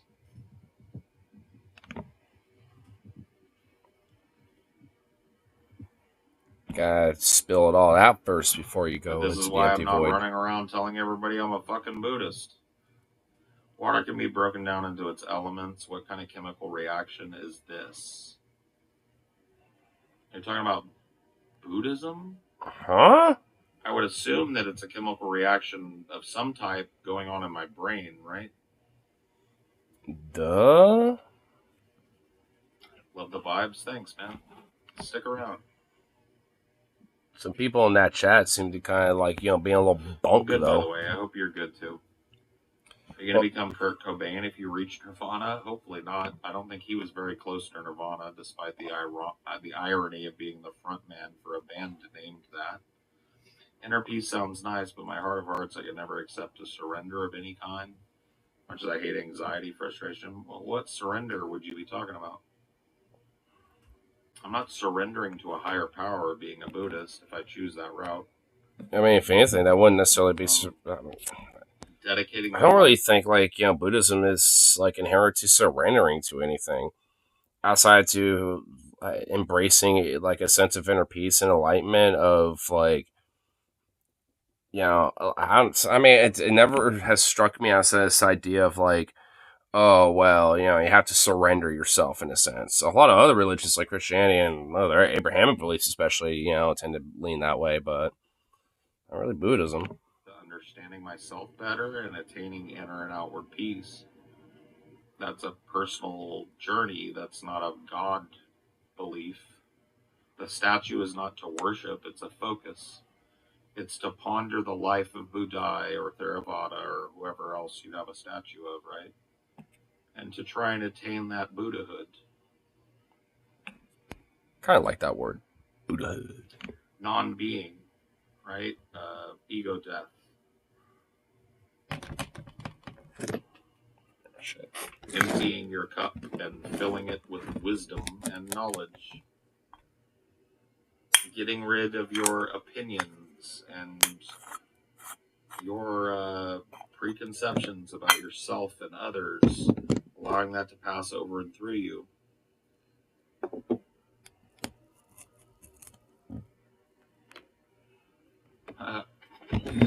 Man, a lot of Christians, seem to be not happy with this talk. Let's talk about Buddhism. I'm not surprised Christians aren't happy about that. It's not our religion. Oh, yeah? They were the only ones that can keep them off their porch. No, I was just telling them, like I think I've told you, maybe not as long and explicit as I do here, but I feel like I might be on a trip towards being comfortable calling myself a Zen Buddhist and starting some actual religious ritual practice. But I don't think I'm there yet. There are some things I gotta fucking sweep out of my path first before because I do feel like if you're gonna call yourself that, you need to be able to answer questions. And you need to know enough about the philosophy and its backing to call yourself that. I've learned a lot, and I do use a lot of practices from it, and I have for over 20 years. I learned to meditate and self-hypnotize at like 24, 25, something like that. So. Whoa, what the? Oh! Fucking Mickey, bro. Oh my god, that little shit. Oh, fuck, dude, this little rat gave me a heart attack. Oh, you fucker. Oh my god. You bitch. You're a bold little one, aren't you? Oh my god. Oh my god. Dude, I was not expecting that. All of a sudden, it was like... Dude, my heart is racing. You fucker. You fuck. Where are you right now? Where is your old ass? Oh my god. What the fuckity shit, dude. Oh man. Oh my god. Mickey the fucking rat, bro. Bruh.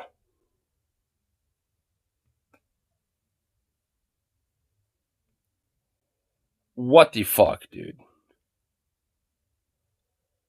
At least ain't the one in the house. Where's this little shit, dude? Yeah, I know he's gonna be over here. Oh my god, dude,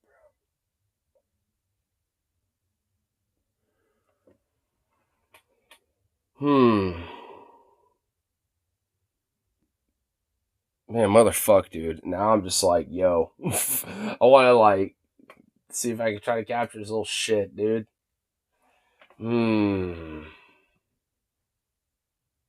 I can hear him over there now.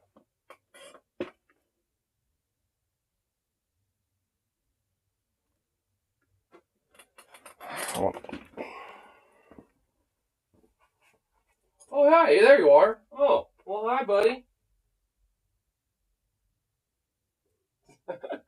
Yeah, he was over here.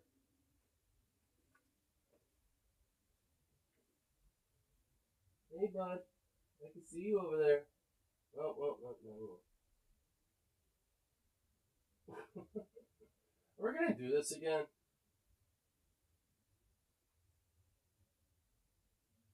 Are we gonna be doing this again?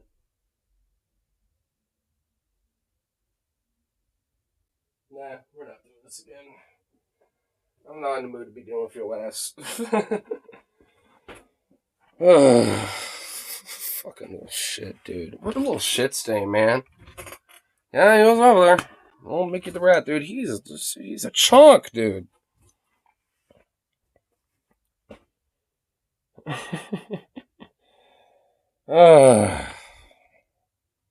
What My God, bro, what a little fuck stain. Yay, dude. I need to be because I don't know a lot of the fucking. I don't know all of the background. I don't know all the history, and I don't think you can know all of it, but I don't know enough of it to feel comfortable saying that's me. Is there anywhere you can go? Is there a temple? Yeah. Yeah, there is. I've been to it actually. I'm not interested in temple. I will learn myself. I'll have my shrine here in my home. Is what's good and holy woven into the fabric of the universe, or is it good and holy because God says it is? I mean, like, I don't mean to be a sophist with you, but I'd have to know, like, what you mean by holy. I know good, personally, although I am a nihilist. I don't believe in ultimate objective meaning. In fact, I believe we live in a subjective reality. Um, that being said, if things are good and holy, I would believe that they're woven into the fabric of the universe, or that those concepts themselves are woven into our makeup and our genetic history, right? Goodness and holiness are an outcropping of our minds, contextualizing the world around us. And I believe that human beings are chasing the end of suffering, inner and outward. Hey, Sukov, come here. And I think that's why concepts like holiness and goodness are important to so many people. And I think an attainment of that holiness would be a beautiful thing if humanity could attain it as I understand it, as it's explained to me by some people. I just don't believe it's flowing forth from the universe or anything. I think it comes from us. Not a rail too far, but at least I got Sukov over there by where I know this little shit is gonna be kind of having to go back and forth, so Zooks might see him, and maybe we'll try to address this little shit.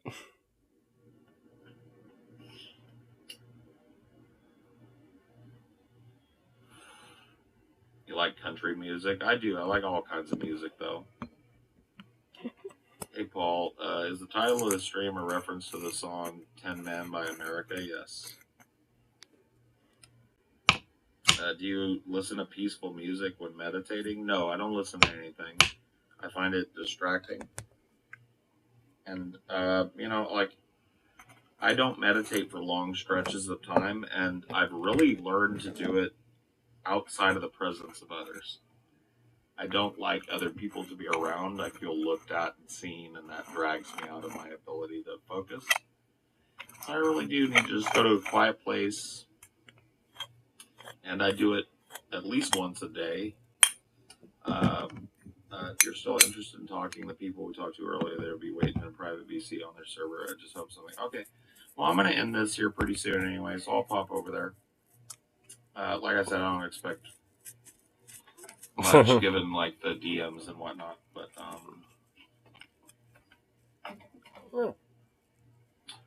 like I'm always willing to talk, but I just will not be gaslit. I'm willing to be like have them explain why they think I'm wrong, but they're gonna have to account for some things that I know, and I don't think they're gonna be able to do it in a way that convinces me of their argument, or of a way that convinces me of being comfortable around them if that's what they're gonna do. So, but it's personal boundary shit. Man, I kind of hate that like random little discourse that I was kind of referring to, because it's just like some drama based shit over like two people like kind of pushing like some of their like weird like well, not even weird, but just like some element of sexual boundary in like a Discord voice chat, and obviously Paul was not very too keen or happy about that, and kind of called them out on that shit, and they just didn't want to just acknowledge like, oh yeah, we fucked up, my bad. Like, which for me, it's like, man, like it's kind of make me want to like partially on one hand disagree with Paul to a certain extent because he wants to see like certain elements of what they're doing as inherently kink, which they're not always, seen as that. But at the same time, it's just like what their behavior wasn't cool though. At the end of the day, like I mean, and I don't know. Like for me, I just kind of feel like you should be kind of calling out their behavior more so than like what they're into, more or less. But it just seems like some random dumb bullshit, honestly. Just read me being direct is me being mean. You little I was gonna be pup. mean, I would have named and shamed them all. Nugs. I know that people within that community would know who I was talking about, but like they also know what's going on. So. You want me to make you another tea? Or starting to sound a little squishy. Yeah, I will. I would love a tea if you don't mind. That's a good way to get some water in you. Truth. I do have another water out here though. I will sip on that as well. But I do need a tea. It's also like if I leave this. If I leave this and I go in there, they're gonna have to be okay with me being a little fucking drunk too, which may not be the best thing. But I don't want to do it tomorrow. Like you know me, Nugs. I think you do at least know me well enough. Oh yeah, okay. I'll drink water. Yes. Little water boy. Good, pure, clean water. But you can get some tea for me. That sounds nice on my throat. Either hydrate or dihydrate, as they say. You know me, Nugs. I can't be fucking. I just don't. I don't suffer fools, and I'm not saying these people are fools, but I do feel gaslit. I do feel silly.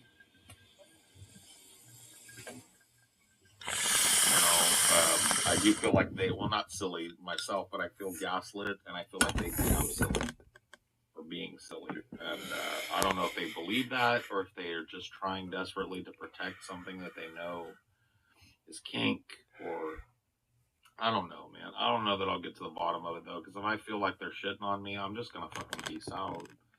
And it's going to have to be that. So, I don't know. Whatever. I'm gonna fucking talk. I'm a talker for a fucking living. I don't run from talks. It's just I haven't known. Like I wasn't like ghosting them either in fucking DMs. I didn't say shit back because I had nothing nice to say.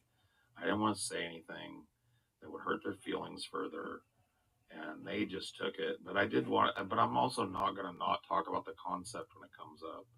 And so I think they felt harsh by some of the ways I put it. And a lot of times, maybe meanness and directness are too close to neighbors with me. I don't know.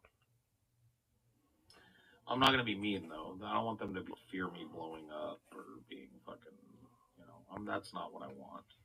Nah, you're gonna be a very angry man, Paul. I do like both of the people that we're talking about. I really do. I've had a lot of laughs with them, and I did enjoy spending time. I don't feel like they were always doing that, but just recently, it's been a thing, and I can't be around it. It's a boundary of mine, and they're gonna have to be okay with that. No, you didn't put me on the spot. No, I know you. You're like the. I mean, there's definitely like a sense of boundaries that need to be had when it comes to like kink for sure. I mean, I could definitely get down with that.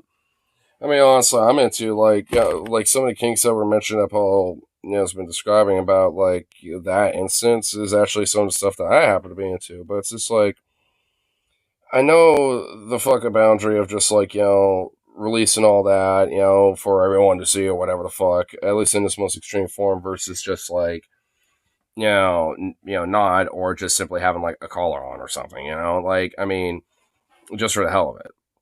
Like, there's definitely like, boundaries when it comes to these things. And like, even within like the broader like furry community and like, pet play community too, like there is certainly a, sense of like, emphasis and major priority on the idea of consent, because obviously we're not trying to like get everyone publicly involved in all this snap, blah blah blah.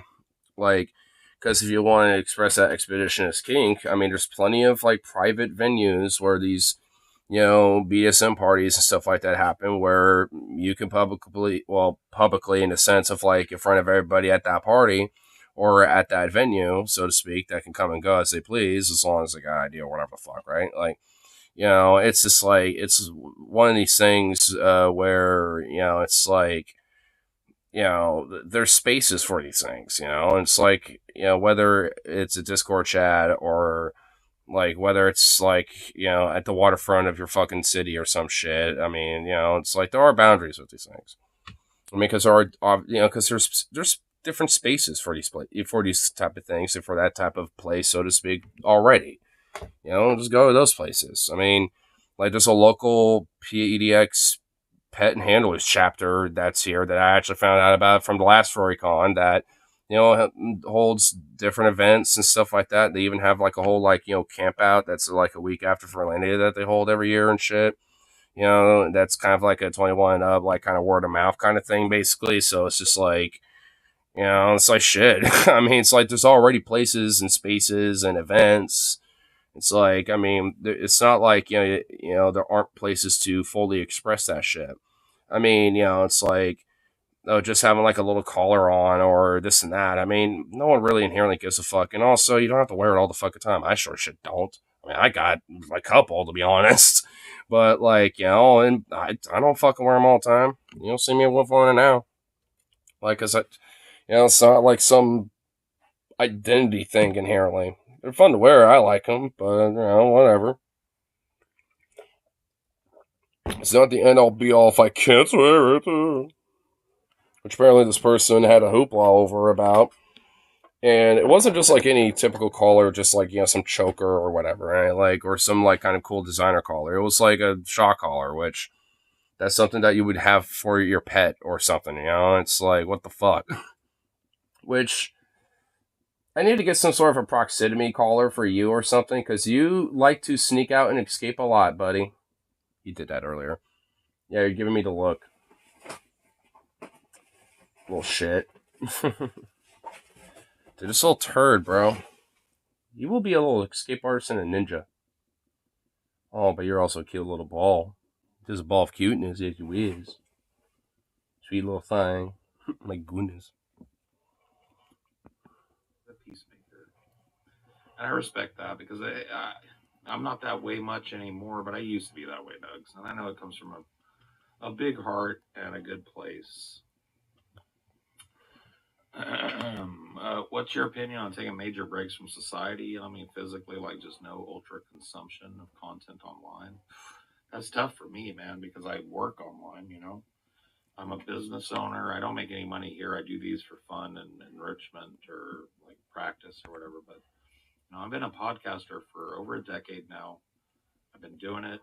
I know how to do it. I make all my money doing it. Like I have side hustles related to it, so merch and shit.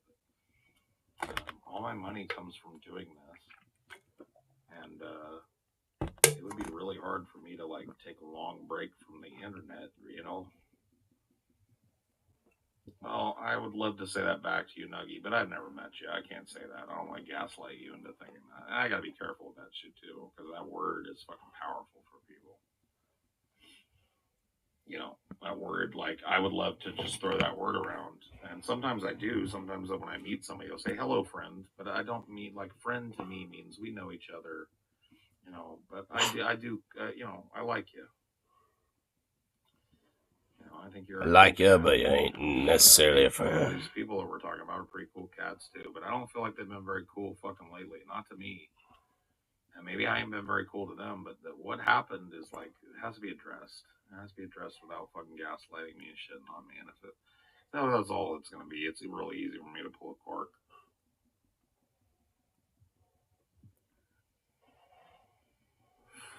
I don't think I've got as much investment in it as other people might have. And I also have experience with, like, these online things, so I don't let it get too close to me. So as sad as it may be, it's like easy for me to just be like, well, you don't exist, and you never existed. Poof. Bye. Bada beam, bada boom, bada poof. Yeah.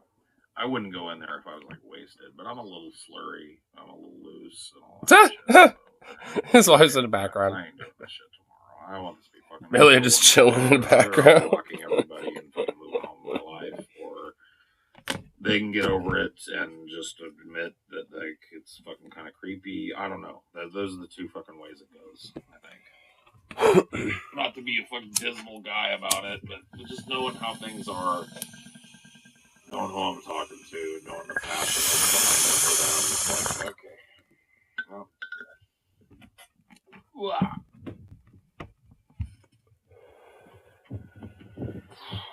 What are you giving me that look for, Zukov? You feel about Art the Clown? I haven't seen those fucking movies, dude. I think I've heard they're good.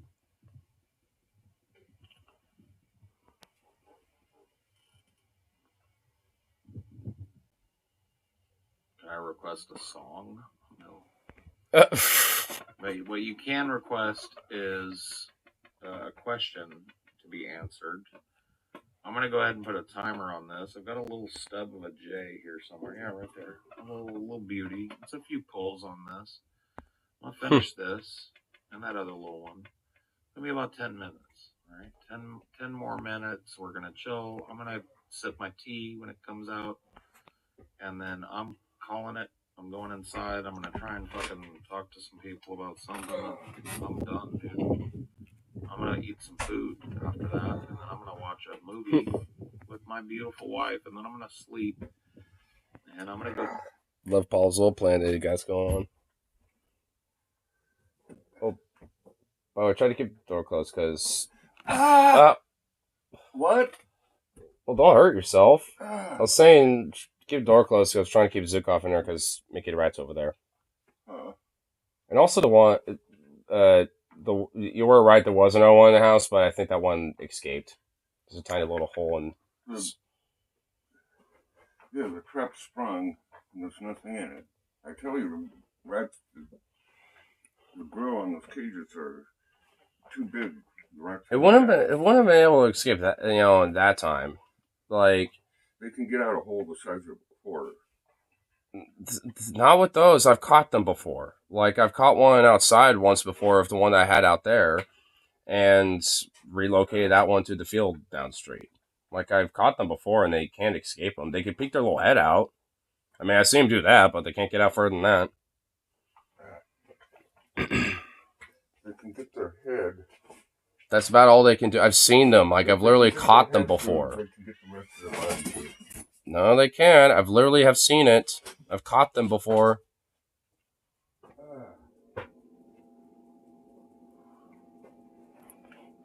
You have a homo rat in the honor of Pride Month? Yeah, probably.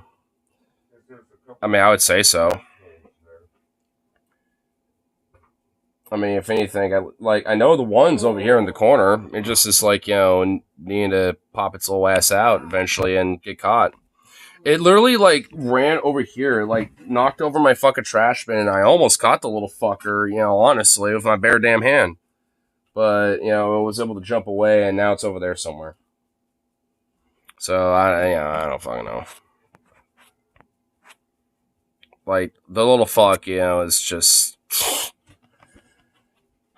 Like, I was, looking at the little shit from the corner, near the door, and I was like, do we want to go for this again? And I was just like, you know what, no.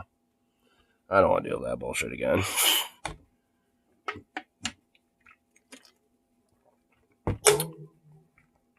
I mean, honestly, I know it's going near the door. It knows it can get out from there because that's how it got in the first place. But it's like, man, it's like, what the fuck? Well, it's not going to be over there right now. Ugh, man, those little shits, dude. And from what I thought was just the one going back and forth from the house to the, the garage was actually two. But the one that was in the house did escape, though. That little guy ain't here anymore.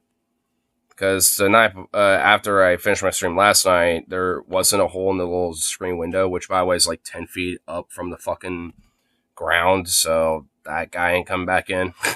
But the night before tonight, or today, it wasn't, there wasn't a hole there. But now there is when I woke up. And I was like, oh, well, I guess that guy escaped. So now we're just back down to one, which I honestly thought it was one initially. And then when I found out it was two, then I was like, oh, well, Well, I guess now we're back to 1 again. Which makes it at least pretty easy. These little fuckers, man. Like, I mean, because honestly, I would put out, like, you know, some poison out for them and shit, but there's also squirrels and other critters that, you know, that are around here. And so, like, and I don't want to, like, have, like, you know, poisoned birds and squirrels, you know, everywhere, you know? I don't want to, like, do, like, you know, an ecosystem holocaust, an ecocide or some shit, you know? I mean, I could in here, but then I got, like, you know, Zukov and the cat. Like, so it's, you know, you kind of have to, like, live trap him or find a way to, like, you know, catch him by some other means. Can't just poison him. Have you heard of that rat YouTube channel that shows off rap traps? Yeah, and I've actually tried to, you know, make one of those, actually. Because you can make them, too. I mean, they're not that hard. And they're pretty clever for them, honestly. It's just like, at least, you know, maybe I need to just kind of like, yeah, modify the one that I had, but I don't know. I know they're definitely, yeah, I should at least maybe get one of those. Definitely for outside, but in here for sure, at least to catch this guy, because I'll just, you know, like I said, I'll just relocate this little guy probably far away, you know, more so than the other ones I've caught before, because I have cotton rats in these traps before and have been able to relocate them. I mean, it's just because it's such a fertile, vibrant ecosystem around here. Like, it's almost kind of like an orchard around here with all the different, like, you know, fruit trees from, like, cherry trees, you know, fucking, like, you know, plums, you know, trees, fucking kiwis, like, apple trees, fucking, like, you goddamn name it, basically. There's all sorts of shit out here, you know, on top of just, like, native, you know, stuff that just grows, you know, around here anyway, in people's gardens, and all this other shit. So it's like, you know, by this nature, there's just shit everywhere for raccoons, possums, squirrels, name it, you know, to have like a fucking buffet, you know? So they're just going to be around, you know? They're just always around. What's really annoying is that, yeah, they're hella fucking flea carriers, and honestly, at least, especially, you know, this little fuck in here has kind of been the source of it this year. And probably last year, too, honestly. So this little fuck, you know, on top of that, and this, like, you know, expansion of territory and inviting, you know, fucking, you know, couch surfers on top of that, nah. NIMBY HOA attitude is engaged. Gonna do some, like, fucking eviction shit on this motherfucker. And that'd be Zukov friendly. That is true, yeah. I wonder if I could buy one of those online, actually. Because I'm thinking I'll probably, honestly, just, you know, do that. You know, just get one of the actual ones online, and you know, because honestly, I could either set it up over there in the corner, like over here, or I can set it up somewhere over here. Because I know it's like the traffic zones, you know, where Mickey the Rat likes to traverse, and it's usually all around over there or over here. So,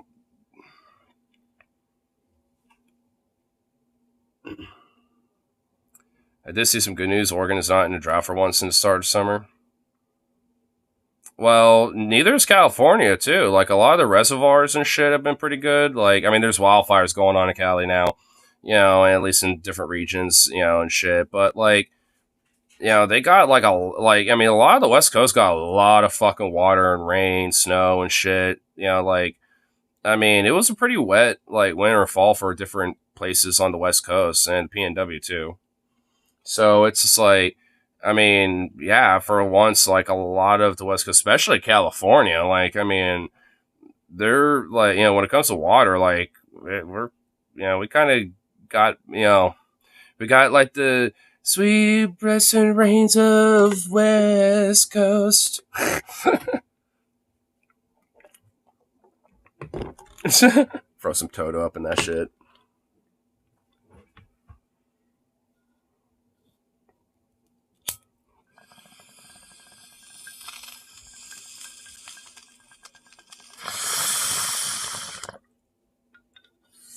So yeah, honestly, all in all, I think this year we actually might be even with the wildfires considered. I mean, not that I guess Oregon has to worry about that as much, but I know for California that is obviously a big concern.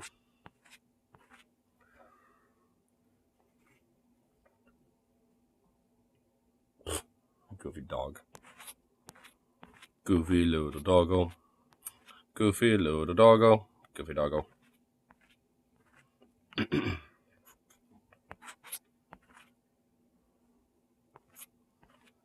Ah, Dios mío.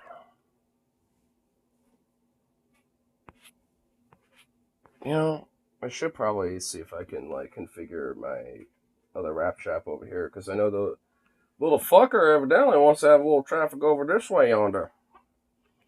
Sneaky bastard. Well, I know, honestly, if that's the case, then maybe I can just try to, like, have an ear for it, maybe, or if I hear something, like, I'm just, man, gonna have to figure that one out. Dude,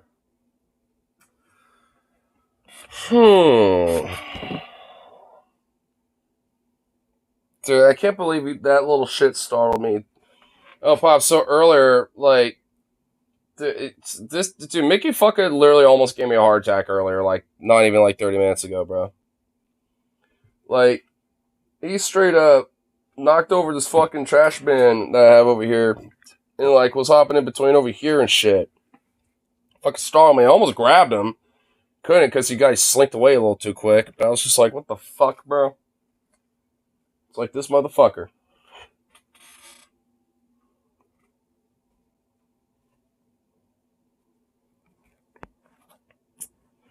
The motherfucker, dude.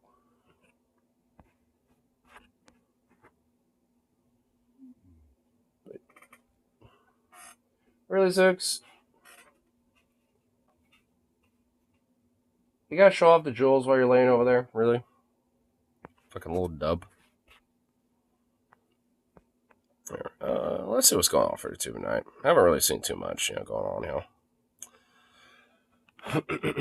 Let's see. Let's see what old Kyle's up to. Oh, not that. Yeah, there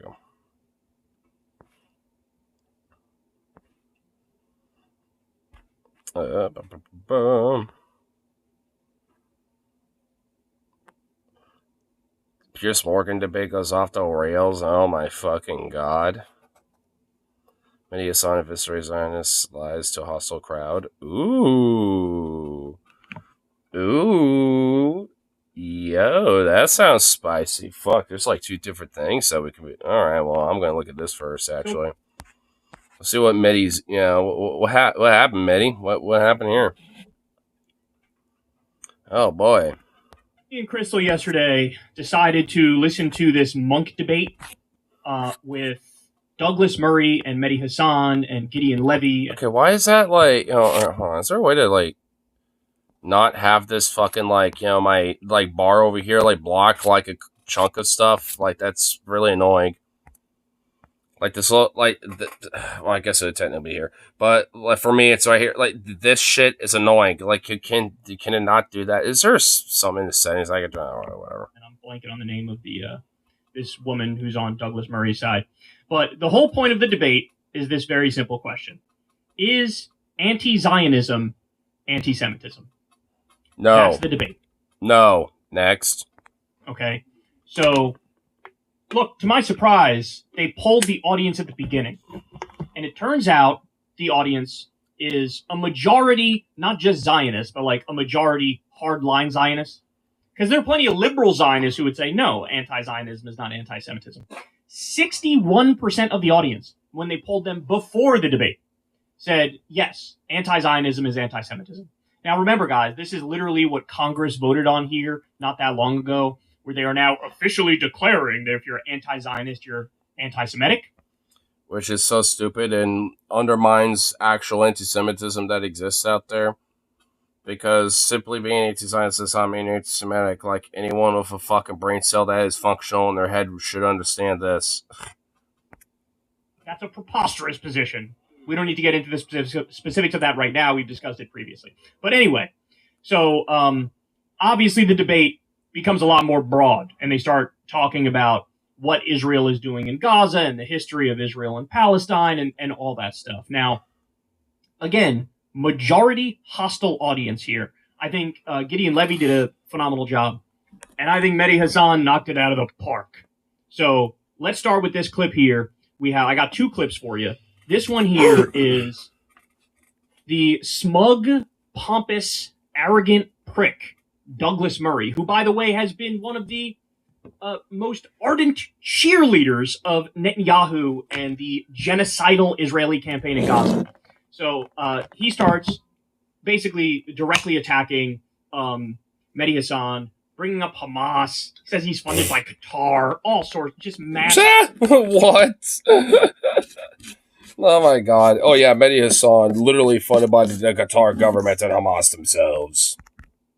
Overreaches, personal attacks, and smears. By the way, go watch the whole debate so you can see from beginning to end just how unhinged it is with the Zionists not interested in the conversation, not interested in the debate, not interested in the discussion, not interested in finding the truth. They're interested in hurling accusations and also going down the list of Likud, Zionist, idiotic talking points about the conflict. All right, so let's watch. This is where Mehdi Hassan hands Douglas Murray his ass cheeks. Heads of Hamas, 2012. Kill them all. All the Jews. Don't leave a single one. Ismail Haniyeh, 2017. Children are tools to be used against Israel. We'll sacrifice them for them. Yahya Sinwar, who planned the 7th. We will take down the border with Israel and tear their hearts out from their bodies. I'll tell you something, ladies and gentlemen, from what I've seen, which you scorn because you are an armchair journalist. I'll tell you what I've seen. When Yahya Sinwar said that we want to rip the hearts out of the Jews, it wasn't rhetoric. They did it. They mean it. And only this side wants to pretend they don't, for whatever reasons a psychologist would have to explain. By the way, let me just point out, I love how his big, got ya debate moment here is Hamas is bad.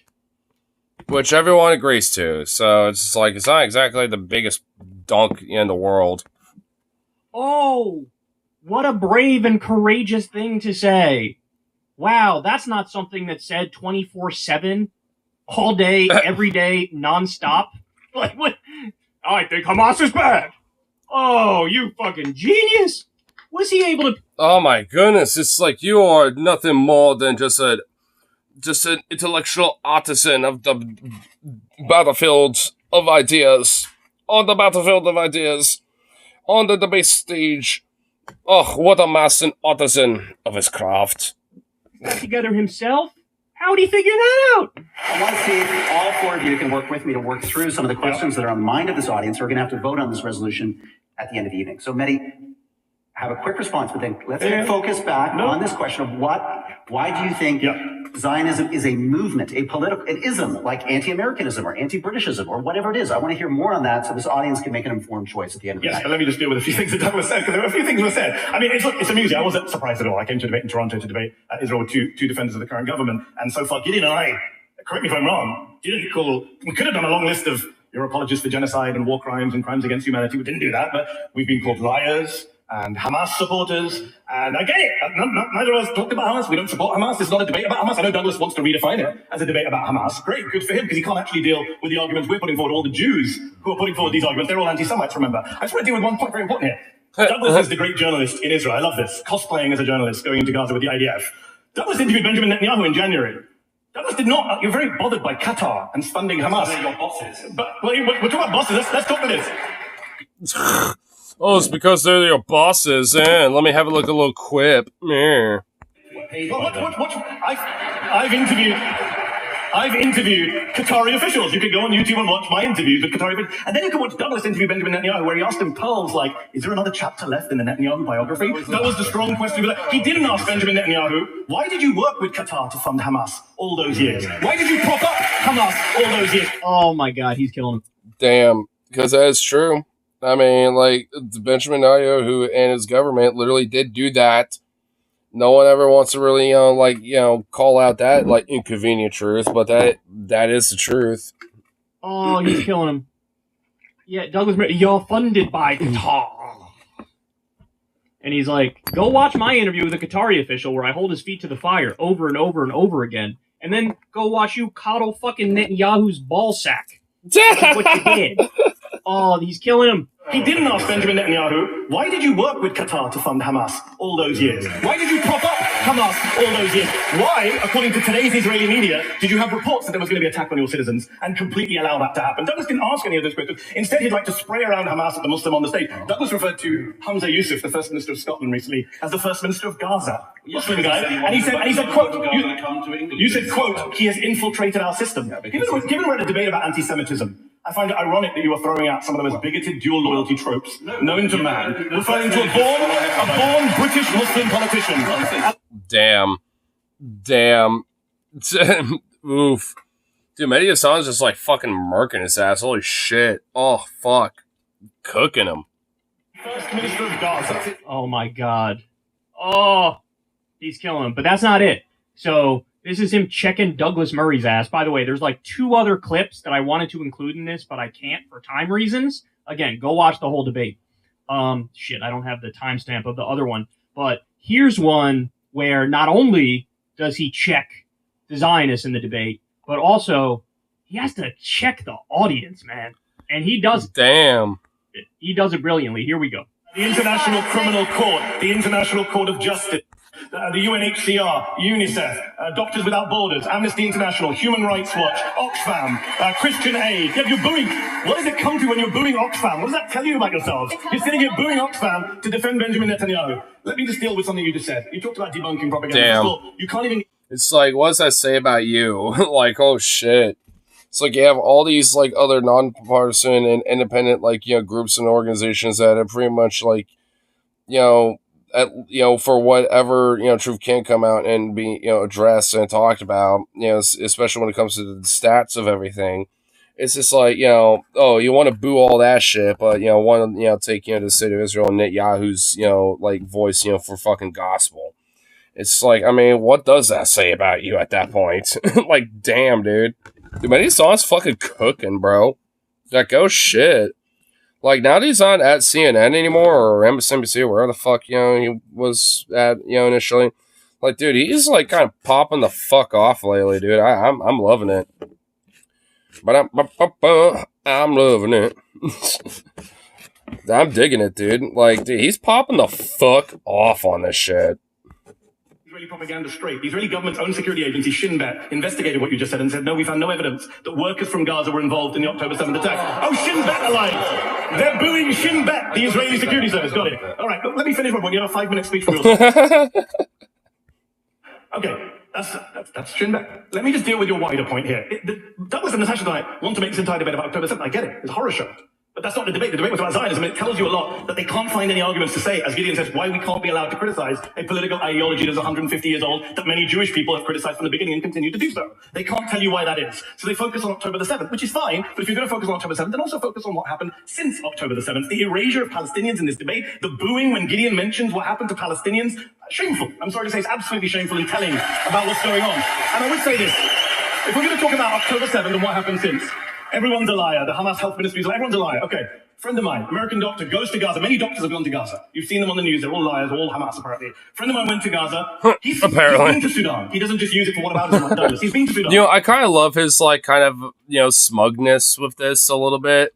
Dude, I kind of loved, like, this, like, little smug, you know, Mehdi Hassan, you know, like, powerhouse that's going on a little bit. Dude, I'm loving it. Like, honestly, like, I never knew that, like, Mehdi Hassan kind of had, like, this little spunk in him, dude. Oh, he always was just kind of, I don't know, I guess, like, neutered when he was on CNN. I'm pretty sure he was on CNN. But it's, like, ever since this whole, like, you know, thing of Israel-Palestine, because he kind of, like, popped off a little too much about that, and he got, you know, let go and shit. Now I think it's just like, you know what? Fuck it. You know, let me just go all gas, no brakes, basically. Let me just go balls to the wall with it. And I'm digging it, dude. I am digging it. I love it. I'm just like, oh shit, dude, this guy could fucking cook? Like, damn.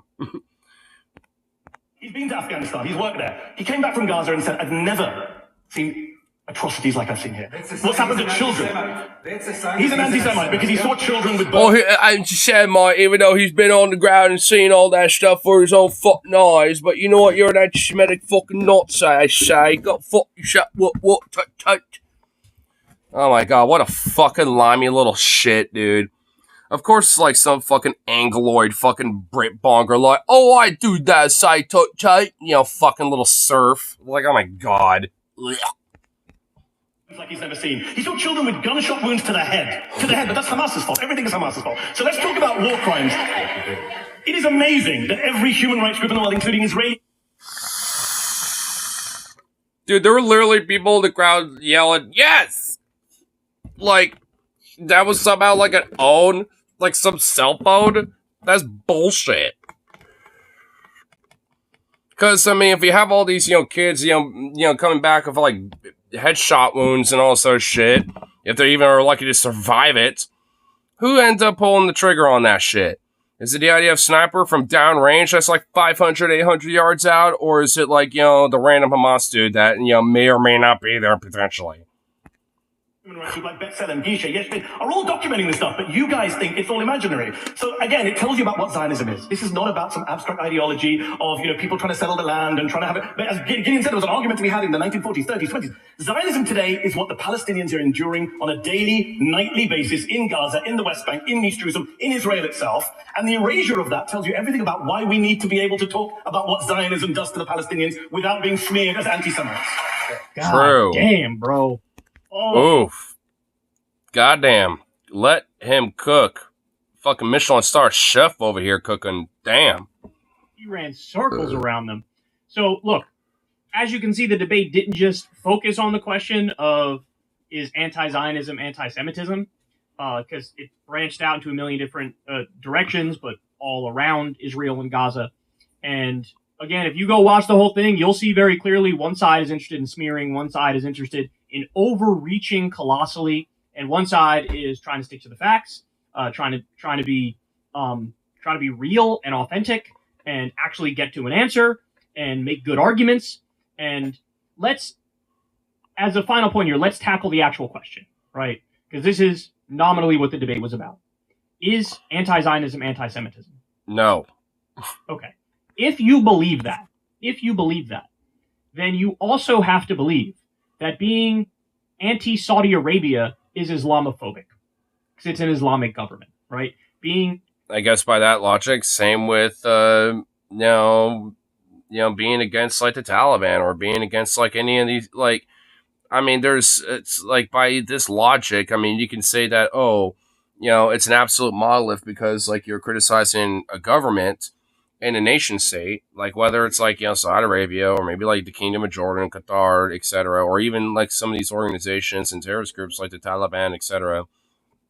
Like, the idea that like, to, criticize them and those, edicts and what they believe in and what they enforce and saying that's fucked up and horrible and wrong somehow means that like every Muslim is like equated to that. Of course the fuck not. That would be absurd. And there's like, and it's because these people aren't a monolith. Same thing in this case. It's like, I mean, because like Israel represents, Zionism, an ideology. They don't represent a group of fucking people. They don't represent an ethnic group as much as they want to try to portray themselves as such. Because, like, I mean, because if that's the case, then how come there are so many people of their ethnic group that are so fundamentally against them? Like the Jewish Voice for Peace and shit, it's like you got a lot of these different movements that, are Jewish ran and backed and founded and that are, against Zionists because they're not for this type of shit. There's even like songs that go back to like the fucking like, like 30s, 40s, and 50s and shit. Like, you silly little Zionist, that's, or you foolish little Zionist, like it's a Yiddish song. It's an anti-Zionist is a Yiddish song, which obviously it's, a Jewish, song, but it's also an anti-Zionist one. And also, the beat goes hard though. Like it's a good song. I like it. You for the shit to Zionists say you want. What it's like. You say you want utopia. We'd rather die of the diaspora for the workers' liberation. I think that's like the English chunk of the lyrics. Anti-Iran is Islamophobic. Being anti-Taliban running Afghanistan, if you're against them, that's also anti-Muslim bigotry. Because we need to deport Florida until we can figure out what the fuck is going on. Wait, what happened with John Fetterman this time? I guess it's just most Kyle kind of going off. But wait, what happened with him this time? Wait, did something happen with him? Well, outside of him being a Zionist fucking psycho, like, what happened with him? Is there something that happened this time that's different? He crashed a car at high speed and did half-ass cover-up. What? He was in a car accident at high speed and... Wait, yo, give me a link. Yo, what the fuck? Yo, is there a YouTube video or something, bro? Dude, I gotta see this. What the fuck? Dude, he needs to step down as senator, dude. There's a video on Kyle. There is? I don't see one. I don't see one here. Is there? Oh, yeah, I guess a day ago. So, John... Oh, Kyle got some legit kind of some sexy drip. Not the biggest fan of the color, but, you know, I'll approve. Here it is. No, I found it. But, yeah, what the fuck, dude? Dude, he needs to step down, bro. Like, like, unironically, there needs to be a petition to, like, say, you need to resign. There needs to be a special election. You need to resign. You're not mentally capable of fucking running for office, apparently. You're too stupid. You're too stroked out, bro. Like, hate to say it, but he's too stroked out. A stroke fucked him up, bro. Made him fucking conservative, made him stupid, made him fucking reckless driver. Like, he's not fit for fucking office, let alone a goddamn fucking manager position at a McDonald's at this point. What the fuck, bro? Holy shit, man, the left was led astray by that guy. Oh my god, dude. Fuck this dumb motherfucker, dude. I don't even want to use that, like, you know, fucking, like, in a mean way because I know he had a stroke and shit, but oh my god, bro. Dude, like, he legit got fucking dumb after that shit. It's like, I mean, because I don't wish ill will in that sense when it comes to that, but, like, oh my god, dude, dude, get the fuck out of politics. You had your little moment in the sun in Pennsylvania for a while, and then you had, like, your tiny 50 minutes of fame as a fucking as a fucking senator there. But you know what? Step the fuck down and get out. Like, and shut the hell up. Like, you're done. Because I guarantee you that Fetterman will be fucking primaried when his election comes up. I honestly do believe that. Dude, he's fucked up so much and stabbed everybody in the back 8 ways till Sunday. And outside of, like, AIPAC, really hasn't gotten any friends, you know, like, anymore at this point. Like, he's really ostracized himself. And, you know, he's just fucking lost. He needs to just go away and, go into some zen and contemplate himself. Like, honestly, dude. Fetterman is, of course, a bit of a mess. As you all know, that's putting it lightly. He beat Dr. Oz to become the senator from Pennsylvania. And then he wasn't in there that long before he had a total 180 on a number of issues, right? Including number of issues? Pretty much fucking everything. I think the only thing he hasn't completely flip-flopped like a fucking fish is on, like, union shit, but he certainly has not been a very major vocal advocate like he has in the past.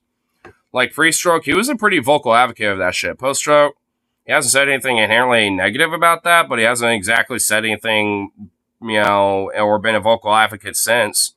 He's still pro-weed. I don't know. He hasn't said anything about that. I mean, as far as I guess maybe those are like the two issues he hasn't really backtracked on, but he has not certainly said a fucking lick of a dick about. Post-stroke, at least. Outside of maybe the debate with Oz. Outside of that shit, like, I mean, I don't think he said anything about these issues at all. Like, since. Like, outside of backtracking and showing how much of a fucking conservative dipshit that he is, basically, beyond that, but, like, so I don't know. I think he's, like, so far up the, Israel-Palestine ass right now that, like, a lot of these other issues are just kind of, like, hyper undershadowed. He hasn't done shit in the Senate. He's wore, like, little tuxedo hoodies and been, like, memeing about, like, doppelganger, Fetterman, and all this other shit. He's just been a fucking loudmouth meme dumb fuck at this point, dude. I mean, like, honestly, I used to think that he might have been, kind of like a little goofball, quirky guy, but kind of cool. But, maybe a little flawed, all in all, by and by, at least politically. But at this point, dude, holy shit. This is really why I'm so repellent to the DNC and the Democrats, is because of fuckers like him.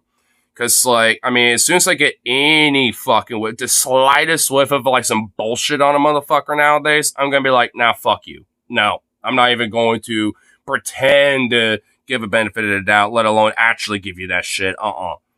Like, I mean, fool me once, shame on you, fool me twice. You can't get fooled again. You know what I mean? It's like, I ain't letting that shit happen. Did I just say you fucking Mickey the Rat? Or am I just fucking seeing that shit? I probably did see Mickey. Sneaky little fuck. But yeah, he is really just like a loudmouth fuck, dude. And yeah, I don't think he's done anything besides literally just be a loudmouth puppet for AIPAC. Like, I think that's it. That's all he's done. Yeah, that's literally all he's done. I literally can't think of anything else. Or just kind of like, ball fondle like the GOP when it comes to like, be xenophobic on the border and shit like that. So, I mean, beyond stuff like that, yeah, he's basically just been like a fucking little ball fondler simp for for shit like that beyond anything else at this point. Was one of his and now he's fucking speeding and being a reckless driver. And, it evidently is incapable of being a responsible driver now, too, on top of everything else to boot. And, like, fucking got in a car accident, which probably is surely, definitely not jostled into his brain and fucked it up more. So, that's great. So, yeah, he's definitely just like, it's like Pennsylvania, you're not sending your best. You're not sending your best. Those Pennsylvanians... I like to say, they're just not sending their best. I like to think they're really good people, but they're not sending their best, ladies and gentlemen. Not sending their best. About faces. He ran ads about it. We're a country of immigrants and we got to treat people well. And then all of a sudden now he's like, it's not bigoted to want to be a border hardliner, and all of his rhetoric is in a right-wing direction. Which, by the way, when, you think about that, about his politics nowadays, keep in mind that his wife is an immigrant. Keep in mind about that. So how do you think she fucking feels when he's starting to be a xenophobic pig dog, when his wife literally migrated here to this fucking country? It's like, how do you think she fucking feels? I can imagine that relationship started getting toxic pretty fucking quick. And he literally says, hey, when I had a stroke, it made me more conservative. Which is hilarious. Like, hey, I got brain damage. Now I'm conservative. So anyway, he was always bad on Israel, but now he's even worse. Super genocide. Which, honestly, the irony that a lot of conservatives will say liberalism is a mental disorder. It did something mental, like, happen that was an unfortunate disorder that fucking John Fetterman had. And he got more conservative. It's like, so what's more of a mental disorder at this point? Liberalism or conservatism, if we're going to use that dichotomy? He lost all of his original fans, all of his team, like his messaging people and his internal staffers. A lot of them quit. They're like, this is not what I fucking signed up for. So anyway, apparently he got into a car accident the other day with his wife. Oh, his wife was in a passenger too? Okay, I honestly just feel bad for her. She needs to get out of that relationship, bro. She's gonna hurt herself. Like that. Like, she's gonna get herself hurt, bro. Like, or maybe even killed if she, if, like, he's getting into car accidents. Like, I mean, bruh. Like, I mean, dude, like, she needs to get the hell out of that relationship, honestly. I don't want to, like, psychoanalyze that, but oh my fucking god, bro. Dude, like, I actually feel bad for her, like, legit. I mean, it's one thing when you got, like, a change of heart about politics and this and that, whatever the fuck. I mean, at least that you could potentially hash out, or I'm sure John Fetterman is like, well, she's an exception, kind of bullshit, whatever the fuck. But, like with this shit, though, like, she's gonna get herself hurt, bro. Like, honestly, like, she needs to really, like, think, is this honestly worth it? Like, he's changed a lot in a way that I probably don't like. Maybe. I don't know. I'm assuming probably. And then now I'm got legit probably injured in the wreck. I'm assuming I would think at least maybe not like to the point of being hospitalized, but maybe at least like some long-term back injury because of it or some shit. Like, I mean, like a car accident ain't no fucking joke. Even if you get hit at like 30 miles an hour, that could kind of fuck you up a little bit. Like after that accident back in February that I had and shit, like my shoulder was kind of slightly a little fuck up over here and shit. And my family friend, she got like she was hurting for a while and still kind of is since that accident. So it's like, I mean, even in like at like 30, 40 fucking miles an hour, like car accident ain't no fucking joke, man. It ain't. Like, so, and this was at high speeds. Like, what was this? Like 60 miles an hour or some shit? And we have a little bit of a local news report here, and we'll play it and we'll break it down for you, because it's kind of a mysterious, cryptic type situation that we'll speculate about. It happened here on Interstate 70 westbound, just before the 68 split, not far from the Pennsylvania border. A witness tells police Fetterman's vehicle passed her at a high rate of speed, well over the posted limits. Seconds later, the witness saw Fetterman's SUV slam into the rear of a car. 11 investigates traveled 2.5 hours southeast of Pittsburgh, and we found Fetterman's crushed SUV at a garage in Hancock, Maryland. Is that the SUV? Oh, damn, dude. Ouch. Yeah, that looks like it will fuck you up, bro. Yeah, that don't look good. Yeah, you're gonna get some, like, fucking whiplash in the neck for a while on that shit, dude. Especially if, like, you're an older person. Like, I'm assuming, the wife probably is, probably an older woman. Like, or at least middle-aged woman. Like, dude, sure, her back and neck is gonna get fucked over this, bro. Dude, what the oh my god. Dude, I also look at the size of this stupid fucking thing. Dude, I hate fuckers that have, like, oversized, compensating little, like, tiny dick fucking SUVs and tiny dick trucks and shit. I hate motherfuckers like this. Oh my god, I detest motherfuckers like this fundamentally, bro. Oversized, compensating SUV and trucks, dude, like, oh god, it's like, because they're the ones that, are more likely to fucking kill you more than anything, dude. Like, I've almost been ran over by motherfuckers in vehicles like this in more ways than one. I've been in a car accident because of a motherfucker driving something like this. Like, I mean, like, fuck people like this. I don't like that. Like, can we, like, compact and, like, make our shit smaller again, please? Like, everywhere else, can make decent, like, smaller vehicles without having it to be, like, ridiculously, like, compensating and shit when it comes to size and how tall it is and all this bullshit. It's like, why do we have to do it? Boo. Twisted and mangled metal, the windshield shattered, front airbags deployed, the tires bent out from the frame. The father of the garage owner described a violent collision based on the damage. Well, how fast were they going? Like, they didn't even say what the speed limit was of the, where the accident happened. They didn't say how fast he was going. Like, what's the information on that? That car so hard to come clear up on top of the SUV. Yo, no, hold on. Yo, I gotta listen to this man. Oh my god, the yokel, like, old, like, oh, I tell you what, there's Sonny Boy Jim. Yes, oh my god, dude.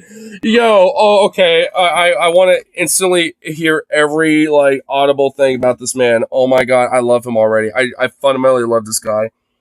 Holy shit. Oh, well, the SUV never seems to want something like showing Jim. Based on the damage. He hit that car so hard it come clear up on top of the SUV. Yo, I love him. Oh, innocent man. Dude, Lord, protect this man. In Jesus' name, protect this man, I tell you. Oh my god, I love him. I love him so much. Like, man, they hit him so hard, yes, he ran over on top of that SUV. But I tell you, Sonny Jim, never seen nothing like it there, boy. It's like, holy shit, dude, I love him. Man, say what you want about, like, these old kind of geezer types. I mean, every now and then you find a fun one that just knows how to tell a story, you know, in a very fun, eccentric way, and they just hook you right in, dude. Oh my god, I don't know, man. I can always, you know, sit down and have, you know, beer with like a guy like this. Like, straight up. You know, I would, you know, look at a guy like this, and I could straight up have a beer and just listen to his stories for hours, man. Like, straight up. Oh my god. Oh, I love him. I love him. Man, protect this man. Everything in the universe must protect this man. I mean, that shows that man hit that woman a heck of a lick. Yo! Okay, see what I mean? He hit that woman with a heck of a lick. Oh my god! Yes! Yes! See what I mean, man? Dude, I would just love to sit down and hear his stories, bro.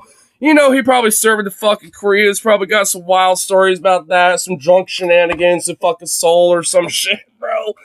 Oh, man, dude. Oh, I love him. Protect him. A heck of a lick, lol. I know, bro. Ain't that woman with a heck of a lick. Oh my god, I love it. Dude, that was too awesome. See, that validated everything that I just said, okay? You cannot say I'm wrong after that, dude. Because, see what I mean? There's a certain, like, old person kind of, like, archetype you can kind of sniff out when it comes to, like, listen to a good story kind of thing. And, oh my god, you know, he's one of them, dude. He's that guy. He's that type of dude. Like, honestly, just dead ass. I mean, politically, there might be some disagreements or whatever. Who gives a fuck about that? When, you know, I'm not even remotely talking about that. You know, I'm just talking about, you know, their silly little antics as, like, you know, kids, you know, maybe their time in service or whatever the fuck, you know. Take the politics of whatever the fuck aside. Like, you know, they just tell a good, mean story and know how to, like, you know, have a little fun with it. And they'll throw in, like, a heck of a lick or something like that in there, you know, because they want to be, like, a little family friendly because that's how they're raised and shit, but they still want to be a little silly and raunchy and, you know, kind of be a little sailor-like about it, you know what I mean? Like, I don't know. I love it. I just love that type of shit. He's the type of guy who's been writing in Reagan since the 1970s. Damn. Probably. I mean, like I said, you know, politics aside, I mean, I enjoy people like this. And I mean, I've met old people like this, honestly, and they're fun to listen to. I love listening to their stories. I usually just end up being a very quiet one and listening to their shit because, honestly, like, I mean, they can be pretty fun to listen to. Some of them are just kind of like, oh, yeah, sure, my time. You know, there's a lot of them can be kind of monotonous, but when you find one that is kind of extra eccentric a little bit, you know, it's like, you know, you got to go one, especially when it comes to storytelling. And I love those types. I always loved them. Because, again, you can always have a good little laugh, a little jolliness. You know, they know how to kind of keep you hooked in, you know. I love that shit. Like, you know, because, dude, that guy, a heck of a lick, bro, dude. Holy shit. Oh, man. I love it. That guy from... Dude, even Kyle's loving it, bro. Even Kyle, dude, can we hear it again, dude? We gotta hear that again, honestly, dude. It's too good, bro. Based on the damage. Yeah. He hit that car so hard it come clear up on top of the SUV. I mean, that shows that man hit that woman a heck of a lick. Oh my god, bless his heart, dude. Bless this man. Oh my god, I love him so much. Oh, I tell you, him so hard, that woman so hard was with a heck of a lick. Oh my god, I love him, bless him. Oh my god, protect him at all costs. I want the cosmos itself to just use its actual energy force to just protect him at all costs, dude. And his wife in the That guy for president. That was hilarious. One more time. No shit, dude. I would totally... Dude, if we're going to have old geezers run for office, can we let this guy run for office? Unironically, like, please. Like, I would actually let this old man, like, run for president. I don't give a fuck what his politics are. I'd vote for him. I just straight up. So hard it come clear up on top of the SUV. I mean, that shows that man hit that woman a heck of a lick. Oh my god. More cognitive than fucking Biden or Trump, and probably unironically older than them. He was probably there for them being born. And his wife and the driver of the other. All right, if not president, give that guy a show. Shit, he could fill in for me. All right. Dude, honestly, yeah, replace Kyle with him. Well, a 62-year-old woman from Pennsylvania were all taken to nearby War Memorial Hospital with possible or suspected minor injuries. After being released from the hospital and making it home to Braddock, Fetterman, holding a bag of frozen food that he used to ice a sore shoulder and a bottle of Tylenol, posted a video with his wife. It was the worst anniversary. Yeah, and not great for your wedding anniversary, but we're both great. And thank you. Oof. Oof. On the wedding anniversary, too? Yikes. Oof. Well, now you have not only some good memories of the wedding, but a bad memory and some trauma of a fucking car accident. That's great. It is fucking hot in here. Jesus Christ. Am I going to have to retire that jacket? No, I don't want to. But, oh my lord, bro. Like, wow.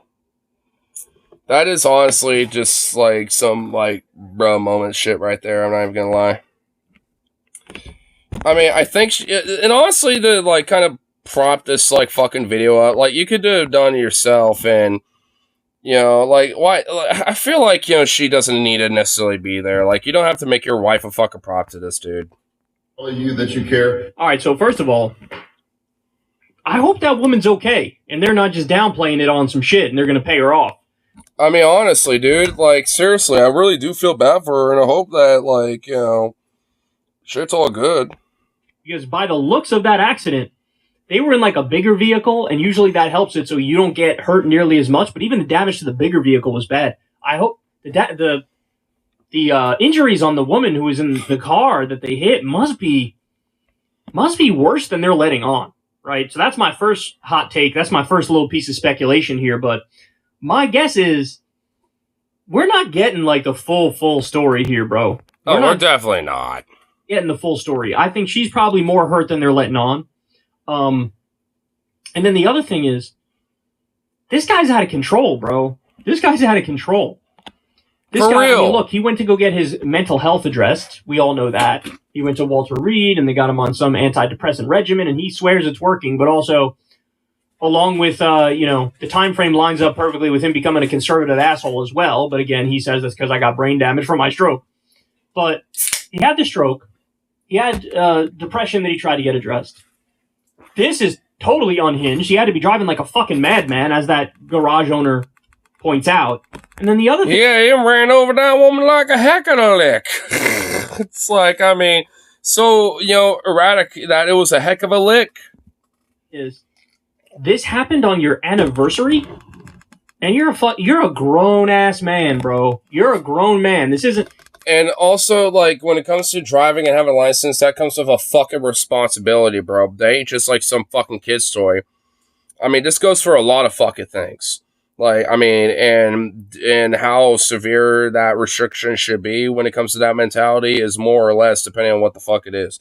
When it comes to cars, like, when it comes to shit like this, there really ought to be way more fucking restrictions about this, man, because it is fucking ridiculous. Like, it just fucking is. Like, I mean, the amount of stupid fucking little skibbity drivers who are just, like, not paying attention, you know, treating it like it's a fucking Indianapolis Speedway or the Portland Expressway or some shit, or whatever the fuck. It's like, you're all insane. It's like, I mean, y'all shouldn't have a fucking license, or at least, you know, all learn to respect the road, the vehicle, and everyone around you before you even get that fucking license, until you get that for your fucking head.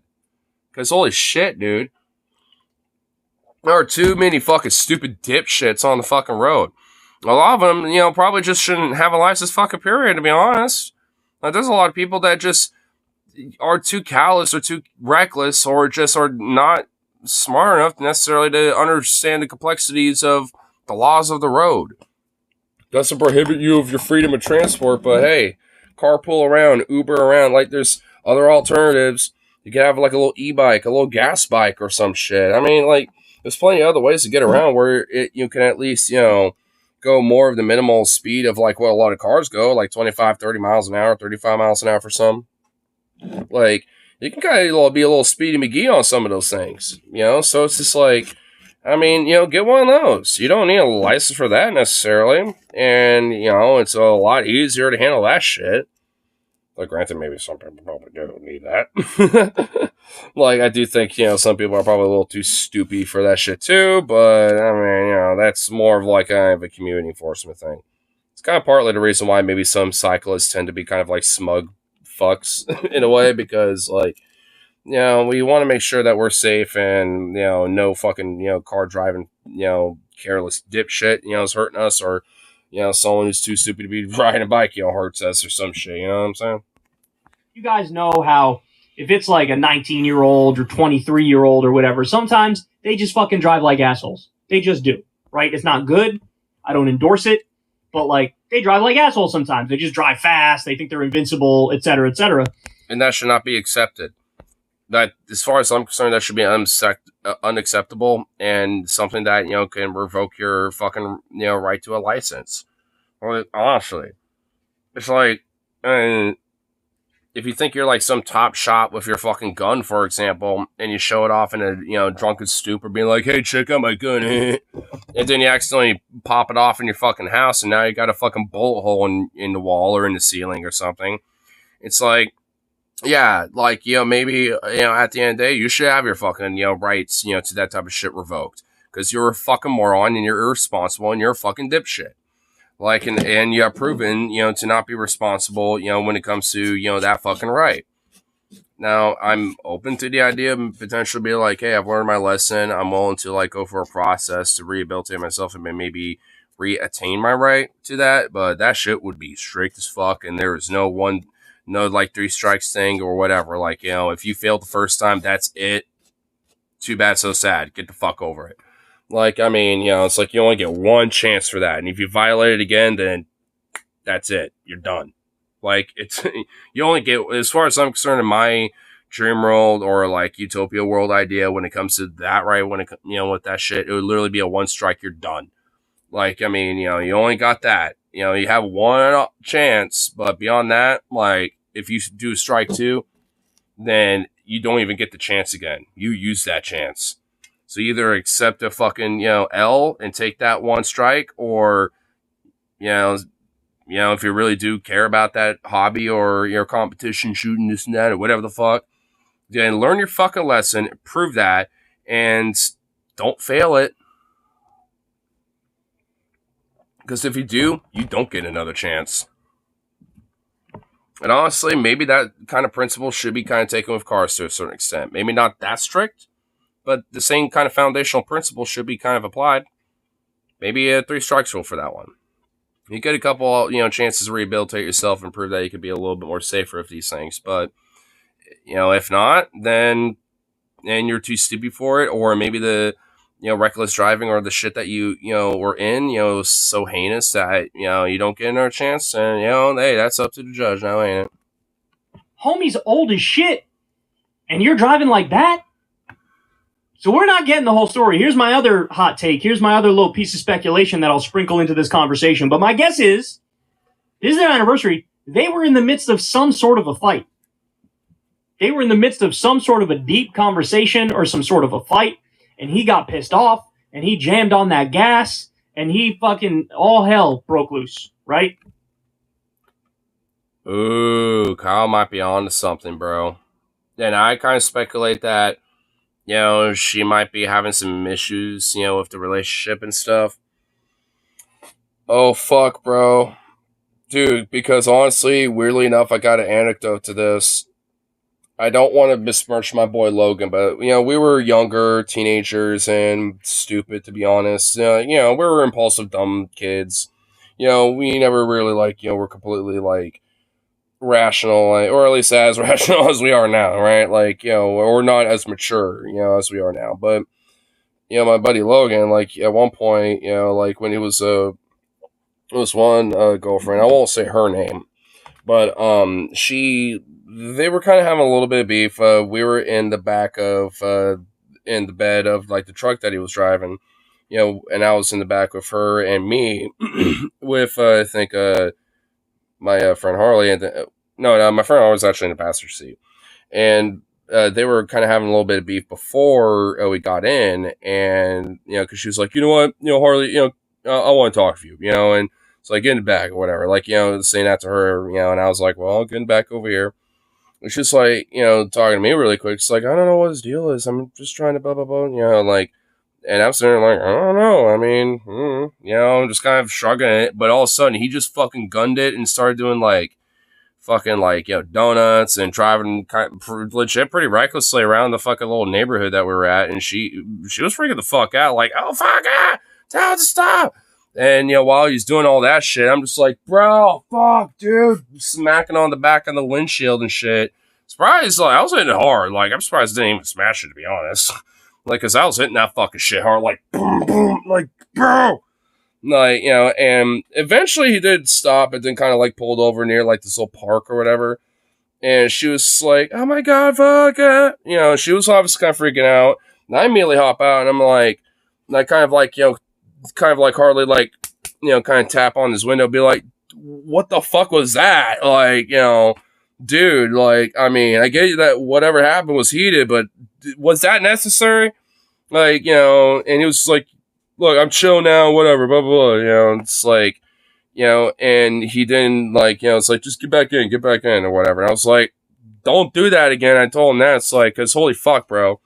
I mean, I know him, like, because, I mean, I'm used to it in a way, because him and I would do that for fun, if the boys and shit after, smoking some Jace and shit, just driving around and stuff. But it's just like, like just being rebellious teens and young adults, But it's just like, fuck, dude. Like, he kind of took it out on her a little bit on that type of shit. I'm just like, fuck, dude. That's some bunk shit. But, it's whatever. I mean, you kind of live and learn. Honestly, I kind of laugh at the experience a little bit in a sense, because it was kind of fun. It was a little fun joyride, all in all. Because after all that, he casually drove her back home, and she went home. And then he drove us all back to his pad, while we're all kind of like hunkered in this fucking like, little, truck coupe cabin, and just like, now I'm sitting there like, what the fuck? Like, and I was just straight up telling him, like, dude, what the fuck was that about? And I was just like, and he was like, look, man, I didn't really mean to do that. It was a heat in the moment, blah, blah, blah. Like, he kind of apologized to us, and it's like, and I'm going to apologize to her later, and blah, blah, blah. Like, he kind of realized he wasn't wrong on it, but I was just like, and he was being way slower and shit, because he probably knew that someone probably might call his ass in or something like that. So I just would, so he was being way more chill about, like, riding his way on home and stuff. I guess, back to his pad at least, because I do remember spending the night at his place, that night. And then, we were all just like, especially, me, but like, Harley maybe less so. I was just like, like, hey, Mickey, I heard your little ass.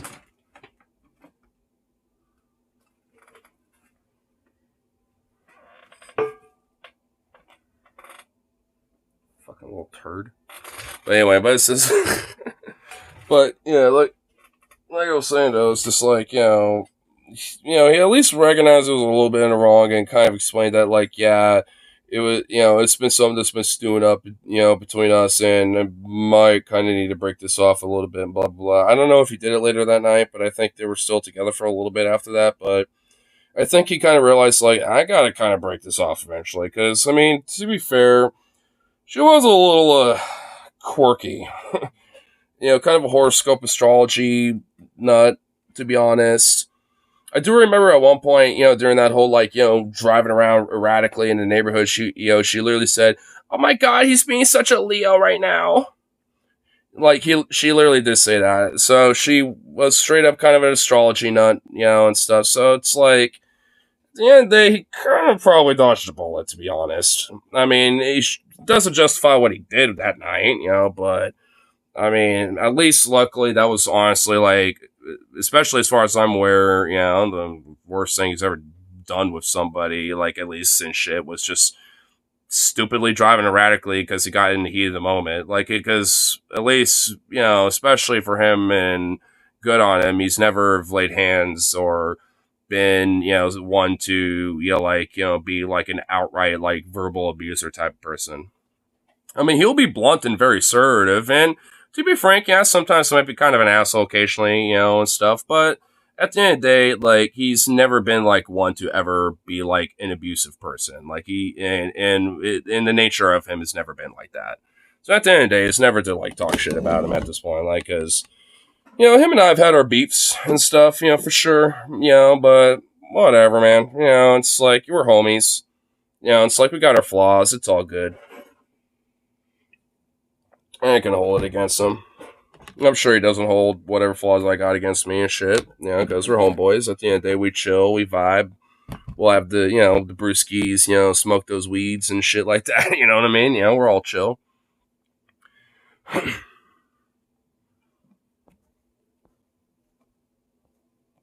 By the way, you're a, quote, quick access star.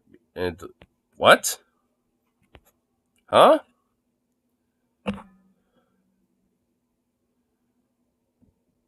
Wait, what are you saying, Vams?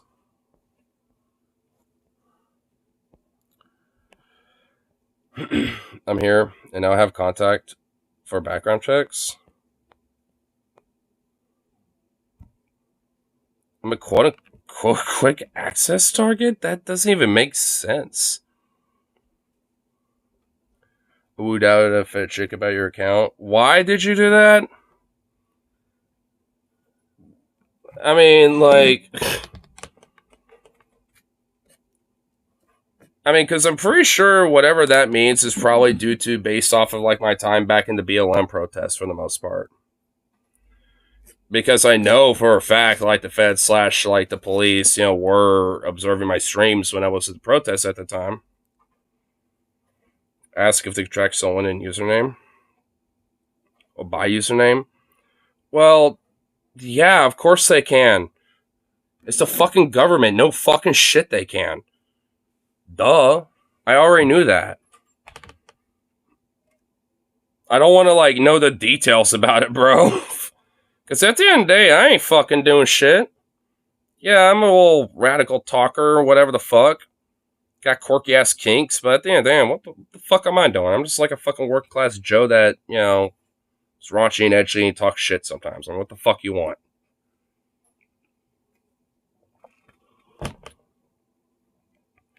They're on the radar. Well, I mean, again, a lot of that is probably due to the past of, from the fucking, shit, like, from those, streams during the BLM protests. I'm sure a lot of that is due from the past. Because at this point, I really haven't been doing shit.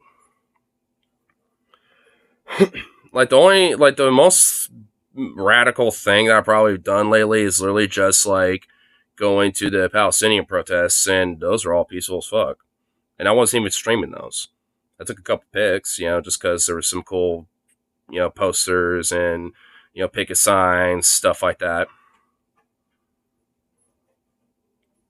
Apparently, cops have access to more than through. Cops have access to more through background check too. Again, I know that.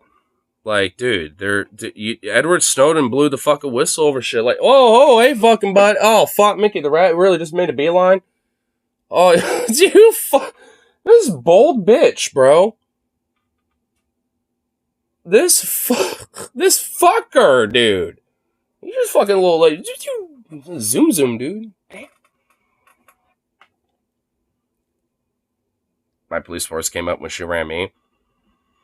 Well, you got me fucking curious, man. I'll fucking, bite the hook on this bait. What's, like, what's, I guess, available to be said, I suppose. Like, honestly.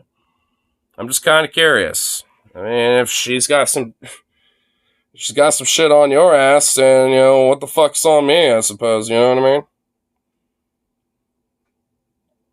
And also, what does it mean to be a quick access target? Because honestly, I could see that, when I was at the BLM protests, for sure. But beyond that, like...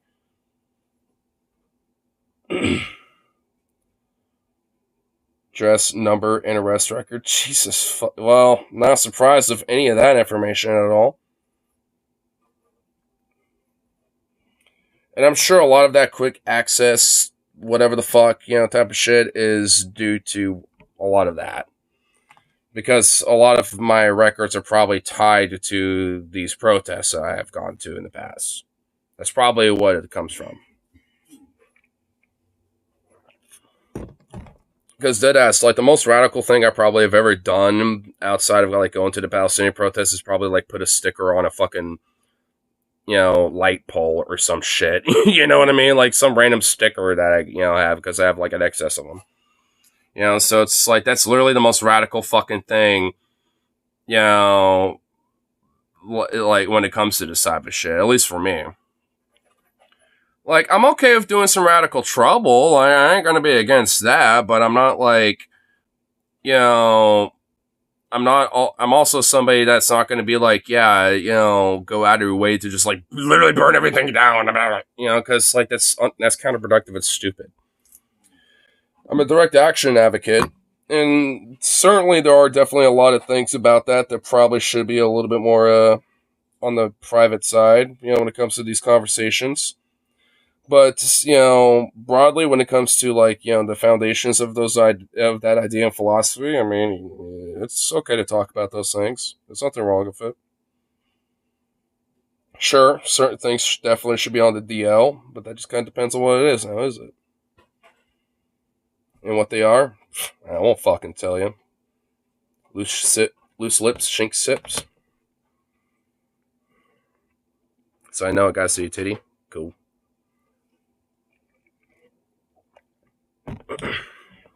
Yeah. I mean, I'm not really too surprised that I got like some record, though the quick access target thing is definitely kind of, spooky, I guess. Because it's just like, I mean, honestly, at the end of the day, I'm wondering what the fuck does that mean? Like, because that, for me, I think can probably honestly mean anything. And the thing is, like, I'm a little bit of a... she explained it as shortcuts to known individuals. Shortcuts to known individuals. I think... Okay, so, alright. I'm actually gonna try to see if I understand this. So, I think that means because of, like, past records, so to speak, and, like, potential past patterns in a sense, of behavior, like me going to the protests in 2020 and early 2021 and stuff like that. I'm not sure if I understand myself. Well, I'm going to see if I do. So because of my past record of stuff like that, funny enough, actually, I was arrested 4 fucking years ago on this fucking day. Funny enough, now that you think about it, now I'm thinking about it, I was arrested on June 19th of 2020. So I was arrested 4 years at the fucking anniversary. Jesus Christ. Okay. So, there's that, and also my records of protesting and stuff. And frankly, I can't fucking too. They probably like, got like whatever fucking data and shit was on my phone. Cause I had my phone, I was streaming, I literally was streaming as I was arrested. So, I mean, like, it was, like, that, like, so, honestly, I think that's what it probably means. It's because of past record information that is in the database that is, like, arrest records or past confrontations with officers that are kind of documented, so to speak, or, and shit like that, or being monitored in a sense, because I know that my shit definitely was monitored as, like, as a stream and shit, and all that. Because, like, I mean, there's certainly, like, I think, that's where it comes from. I think that's, like, the archives, I think, is what makes it, like a quick access point. Because, like, oh, this name is already in our file, so we already have, like, this information saved. We could literally just immediately pull it up. Like, without necessarily having to, like, dig in on the person, more deeply, and all that shit. So I think that's kind of what it means. if I'm understanding it correctly. It's basically just saying that we kind of already got a file on them, so thus, like, by that, logic, we can easily pull up whatever information we have because they're already on our file. Like, we can just, it's right there, So, I think that's kind of what it means, if I'm understanding it correctly. Because, yeah, there's definitely a lot of individuals that got, like, a past record with police and, whether federal or, statewide or countywide and shit like that. And at least for the state and at least for the county of Malona County with the Portland Police and all that shit. Well, I know for a fact I do. I know I do. 4 years ago, on the fucking dot. I was really getting processed to go into my fucking cell right about now 4 years ago when I was arrested. Because I remember getting arrested around about 12:30ish, and I do remember while I was in the waiting room, it was about 1:20ish before they called me up to get processed or whatever. So I'm actually technically I'd be in the before pre-processing phase right now. From 4 years ago, but because once I actually got into my cell, they had a little clock in there too, and it was about 1:50, 1:55. It was almost 2 o'clock, by the time I actually got in there. And I was like, well, here I am. I was like, well, fuck. She might be a good asset to cultivate. Dude, Venom, bro, be careful. Dude, I would be fucking careful with what you're saying if that's the case, bro. Because if she can look up my shit just based off of my username alone, what the fuck do you think she could do to you? Okay, bro, I'm not even kidding, man. I'd really be careful with that. I get it, but, dude, look, if, if the popo shows up because I got a little too radical, I'll be like, hey, she already did. Well, I'm just saying, man, she could literally pull up this chat herself. Lamau, nothing came up. If she really wanted to dig deep enough, she could literally pull up the archives of this chat, even if I deleted the stream from YouTube itself. Okay? She would be able to pull up the fucking same fuck shit that you just said right there, and she would realize that you would be using her, and she would be dude, again, be careful, bro. I'm just saying, man. And also now I'm on her fucking radar, so she might pop in here one fucking day. She doesn't know my username. Oh, she probably will here, someday if she knows my username now. She'll pop in here and be like, hey, what's up? Heard about you. Or she probably, just play dumb and be a total stranger. Dude, man. She's a 420 pot smoker. I'm not, look, I'm sure, look, at the end of the day, I'm sure she's cool. I'm just worried about, the idea of, being like, hey, there's info on this guy. We could probably, pass this along to the feds or whatever. I don't know, bro. I'm sure she probably won't give a fuck.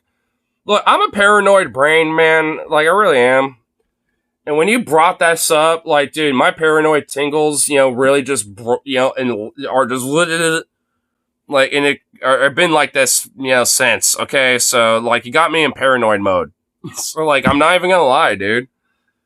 Because I value my privacy, you know what I mean?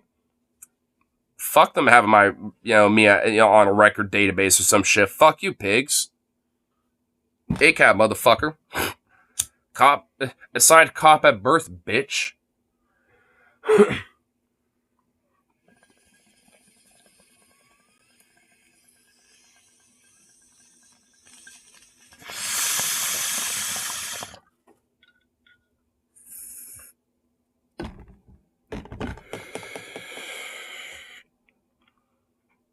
She's PI, not a cop. Isn't she in, the police academy? She just has access to the database. Alright, fair enough. You just know how I am, dude. I kind of feel like I got, I try to temper my paranoia, to be honest. Because, dude, I feel like I've had my paranoia validated, a couple times more than, in my life. I'm sure to bring back those 2020 protests and shit, dude. I think it was prior to my arrest. Like, I almost got fucking black bagged by the fucking, feds that Trump sent to Portland. It's like, I was on my bike. I was actually pulling up a DFF episode that I think was, was recorded and uploaded later that day. And I straight up just like, as I pulled it up, it was like kind of skimming through the comments really quick, just for the hell of it. I happened to like glance at the very edge of my, peripheral, a fucking one of those unmarked, Fed cars rolling up and the doors opening. And I just kind of did that really quick. And I saw like these, geared up dudes, popping out. And I was just like, nope, phone in the pocket. And I just fucking started hustling, dude. And I didn't stop fucking hustling and bustling until I got to, like, the Tilcomb Bridge. And I was on, like, fucking 6th and Jefferson Street. So you could look that up on Google Maps, like the Tilcomb Bridge and 6th and Jefferson, in Portland. And you can imagine how long of a distance that is. I was, like, standing on my fucking bike, which is also a chopper bike, too. And I just fucking was hustling and bustling and just, like, zooming. Hella hardcore. It didn't stop until I got there, because at least then I knew I was at least safe. Do you know someone in Beaverton? I mean, I don't think directly in Beaverton, but I have a family member that lives out there. I'm not going to say who, but I have a family member that doesn't live directly in Beaverton, but lives in the vicinity of that place. I mean, directly in Beaverton, not that I'm aware of. Wait, is there like some weird information about that? Because honestly, when it comes to... If there's like... Do you know someone in New Jersey? New fucking Jersey? I'm assuming this is stuff that was pulled up from like these records that she pulled. Because New Jersey, not that I'm aware... Like, honestly, the only dude I could potentially think of would be like Joe Malloy way back in the day. Because I know Joe Malloy used to be an older guy that, would pop in on the streams way back in the old days of, my streams and shit. He would literally be the only person that I could think of. But at this point, I'm pretty sure he probably passed away. Because because I do have his email and I've hit him up a few times to be like, hey, what's up? Still around? And for years, I've never heard anything. So... I don't know. I would just have to assume that. It was kind of cool, dude. Maybe it's on your associates list, just a username, though. Huh. It has a known associates list? That is fucking eerie, bro. Jesus Christ. Thank you for having my paranoia just like, go, for tonight. Definitely not going to be thinking about this later. Thanks.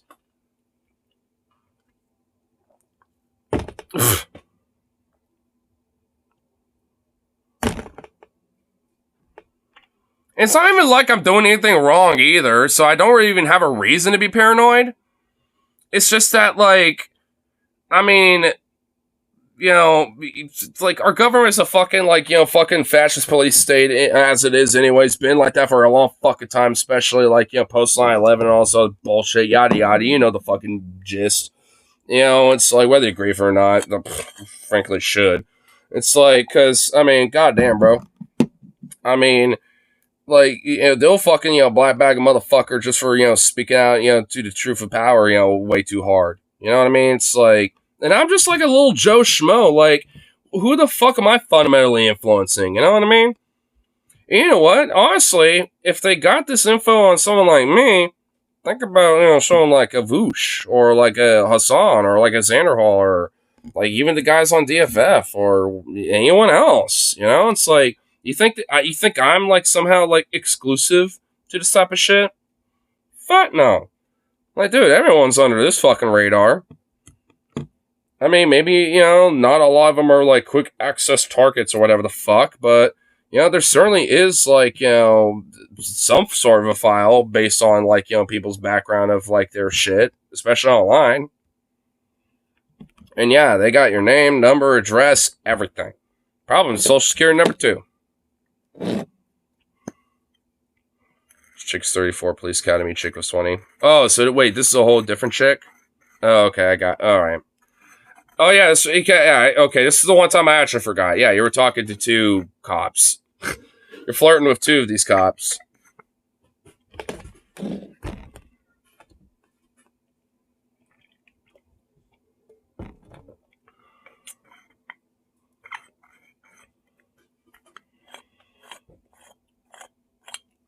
The thing is, I actually, funny enough, know a cop, too, that's in the PPB. I ain't gonna mention the name or nothing, but I do know one myself, so I kind of have, like, an insight to the police, too. I just haven't talked to him a long time or anything like that. I'm actually, like, connected and talked more of their mom, because, I've known her for way longer. But, I mean, like, he's a really cool dude, to be honest, but I just kind of, wonder, like, what his, I guess, takes are when it comes to being in the police and shit, and maybe, what his feelings would be, like, if, like, you heard kind of, like, the other side of the take, so to speak. And also, I'm not even gonna lie, I'm pretty sure when I was arrested and waiting to, like, go inside, like, the fucking waiting room and all that shit, I shit you not, I'm pretty sure he was the dude, sitting there, waiting and processing my shit. Like, because the cop that was sitting across from me, with his buddy, like, they were just, like, sitting by his side across from us while me and Tyler were in our handcuffs just sitting there. And I was kind of looking at him, I'm like, I don't really want to say anything, but it's like, on one hand, I want to ask him, it's like, just out of curiosity, man, you really look familiar to someone that I know that is a family friend that works at a PBB. Do you happen to be so-and-so? I wanted to say something about that, while I was there, but I never did. And honestly, in hindsight, maybe I should. Because I shit you not, I'm pretty sure he was the dude that was, like, like the son of my family friend, or at least also my brother's one of his longtime friends, because those 2 went to the same high school for a time, so they end up being pretty close friends and shit. On top of that, so it's just like, I mean, it was a little like, what? I was like, shit, dude, this is embarrassing. It's like, it's like, oh, it's you. It's like, how you doing? How's everybody? How's so and so? It's while I'm sitting there, he would probably be like, "What? How did I find?" Well, he would probably have his brain broken on that. Dude. I probably should have, like, mentioned something, but at the same time, I feel like he would have noticed. But at the same time, he wasn't really looking at me, so maybe it was like, you look a little too familiar. I don't want to believe it. And he kind of, like, looked off because he wasn't really looking at me that much.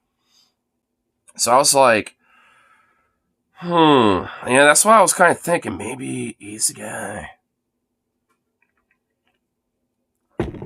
Free strong background check sounds like an awesome perk. I mean, yeah. I'm hoping this one will be easy to reject while maintaining friendship. Well, I mean, I don't know. Just, hit her up and say, like, yeah, I kind of like you and blah, blah, blah, but, I kind of feel like, we'd probably be better as just friends and shit, because I do like you, but, I mean, I just don't know if we were in a relationship, it would necessarily work out, but as friends, I'd, see that. So let's just be, cool friends. Blah, blah, blah, blah, blah. Because, I don't know, I feel like at least that would be, like, kind of giving the pill softly without necessarily having to hurt their feelings. And, there'd probably be, like, kind of a soft implicit, like, well, hey, we're friends, but you got benefits, right? Shows off the shirt, the boobas come out, So, I don't know. Or exchange nudes. Well, you can still be friends and do stuff like that every now and then.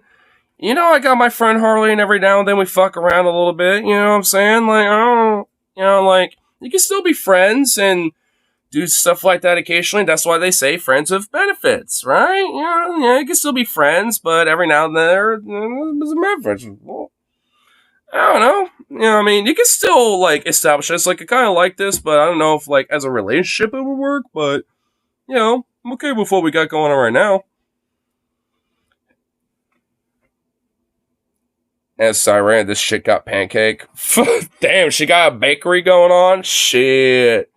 Alright, I guess my paranoia is subsiding a little bit, but still, dude. I mean, don't fucking, drop in here and be like, by the way, did you know you're a quick access target in the fucking federal database? It's like, don't just come in here and drop that out of nowhere and get my paranoia all acting out. Don't be doing that. I've never seen an house with so much cake. Damn. That is what we call the baking industry. Either the whole bakery or the bacon industry, my son. Like, it's one thing to have a cake, but it's another thing when you got the bacon, the bakery or the bacon industry all up in that, you know what I'm saying? Medium titties, but that's fine. Dude, all titties are appreciative. I like small titties, big titties, medium titties, subtle but perky titties, I'm a equal opportunity offender when it comes to that, as far as I'm concerned. I mean, I have a little bit of a slight preference to the bigger titty, but, I appreciate them all. Even the very flat-chested femboy titty, or / androgynous titty, which is what I got. She swears she rivals Nancy Reagan for throat goat status. Damn! If she's, willing to go that far with it, I'm willing to believe it.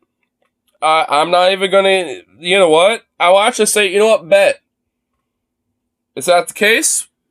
Well, there's only one way to find out. Because, I've always imagined a spear in Nancy now and then. But, can you top it? It's like, I mean, I don't know. There's a way where you can fucking prove that shit, you know what I'm saying? I mean, in a way, it's like you're almost kind of like slightly asking for it. It's like, yeah, I got that throat goat status, better than Nancy. It's like, oh, do you now? Why are you telling that to me? It's like, because, you're kind of saying, I want to prove my throat goat status a little bit. I want to flex, It's like, I mean, it's kind of implying that, you know what I mean? I mean, maybe they just want to flex it and that's it. And you know what? That's fine. A little bit of a tease, but whatever. Hey, sometimes, motherfucker needs that a little bit. Every now and then you just need a little tease to realize, oh shit. Missing out on some of that. Alright, talk a bunch of shit about eating. Yeah. I mean, I'll grant. Out of all the bases that I've hit when it comes to women and stuff, that is the one base I've not hit yet. But I like to think that, I'd be pretty good at it. I remember the first time I, did the throat goat status, and the first time was like, oh, whoa. I remember the quote. It was like, oh, shit, whoa, fuck, oh, whoa, you're natural. It was literally that. But I'm not even kidding. It was like, oh, fuck, oh, whoa, you're natural at this. Oh. That was literally what it was, bro. It was like, straight up. So, I don't know, man. If, it's like, I know it's a different, muscle game situation going on with what you got to do. But, I'm just saying, I think, the natural, vibes will just kind of click. Guess got trimmed back to jungle. Yeah, I'm not really a big fan of that. I'm okay if trimmed to be neat. It's like, because I try to do that. I'm okay for a little, you got, because obviously, a little something, so, especially on those sweaty days, they don't, stick to your leg and stuff, you don't, that ain't fun. So you want at least a little something to kind of, separate all that, you know what I mean? But it's just at the same time, though, yeah, the Amazon jungle, I ain't about that. Sorry. I mean, I want at least, a trimmed to be neat kind of status. That's just, I mean, I'm okay for it, but I need to get the lumber, industry, to go in there and chop some shit up, you know what I mean? Got to get the lumber industry in there. Cut that shit down like the fucking Amazon, bro. I know a girl in college who trimmed hers into a landing strip. I mean, hey, there's nothing wrong with stylizing your, trim. You know what I mean? Honestly, sounds kind of hot. I mean, I'm not even gonna lie. Like, if you kind of stylize, a little bit of a trim, like if you got like a little diamond going on, or like a little heart or something like that. I don't know. If you kind of stylize, a little bit of the trim going on there, I don't know. To me, that's kind of sexy. I'll admit. Even if it's something simple as like a little landing strip. I mean, I'll be all right at that. And it's like, I don't know. Like a little detailed, little trim, where you got like a little, like almost like, a little bit of art going on around there. I don't know. I'm okay with that. I mean, I'm kind of down with that, actually.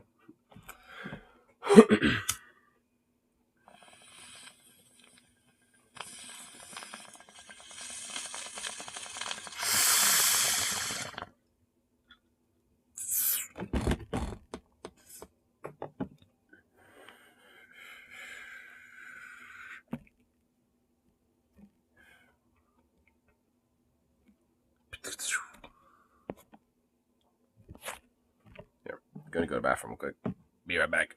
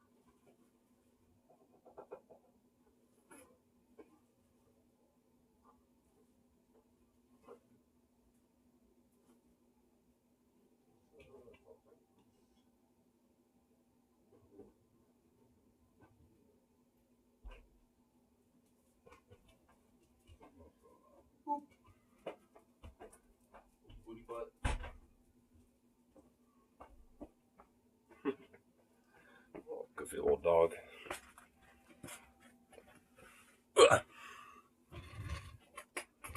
Ooh, shibba-dabba-dabba. Shibba-dabba. Shibba-dabba. Shibbity-shibbity. Shibbity-bop-bop. Oh, shibbity-bop.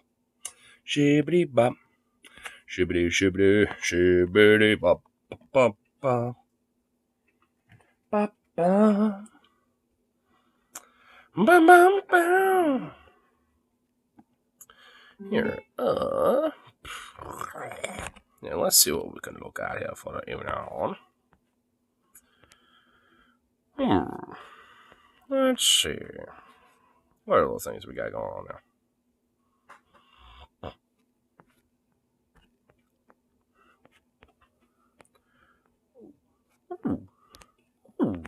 A little something here. Just need to find a thingamaboop. Man, I wish there was like some timestamps on this. But alas, there is not. But yeah, let's see. Let's see. Oh, here we go. I think this might be what I want to be looking for, huh? Let us see. Oh, not that. That ain't it. That ain't it, Chief. Oh, here we go. Cool. I found the timestamp. Found a timestamp. Actually, this might have been the thing I wanted to look at earlier, but from another content creator.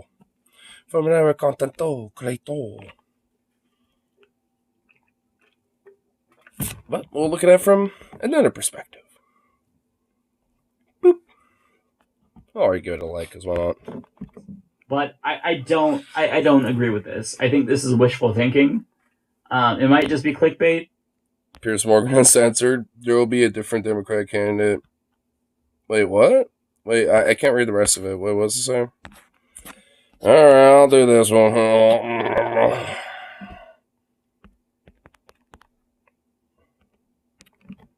What does it say?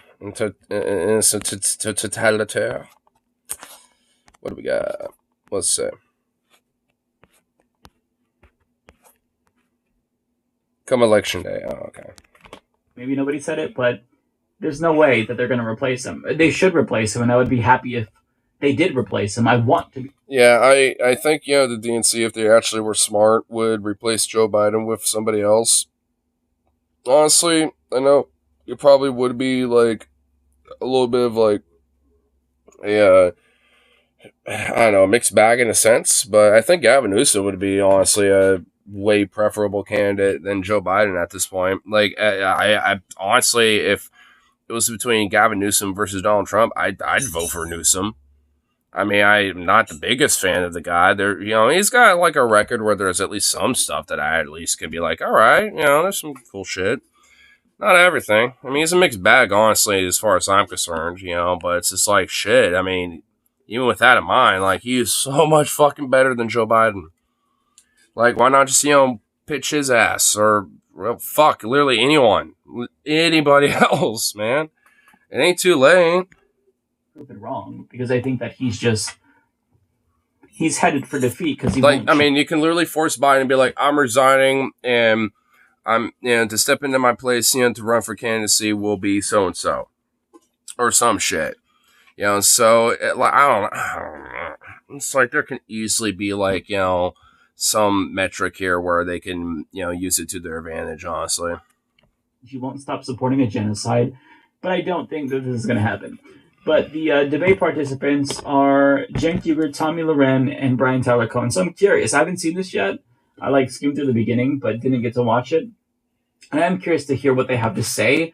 And whoever says that he will be replaced, either Piers Morgan or Tommy Loren, what's the argument? Because that's not going to happen. There's no way that's going to happen. I would, again, love to be proven wrong. Not going to happen, though. So let's see here. So I don't care about Pierce. Tommy Loren on Biden. This amounts to elder abuse. Okay, so let's get to Cenk first and see what he has to say. We've talked about this before. This has to be a concern, doesn't it, for America? Yeah. Yeah, it's actually very depressing on a number of fronts, including that my side, the Democrats, have now become like MAGA. Sorry, Brian, I love you. I think you're a great guy, super smart. You lay out your case as well as anybody can lay it out. Cenk, quit flowering him up. I mean, come on, dude. Are you fucking serious, bro? Come on, man. Really?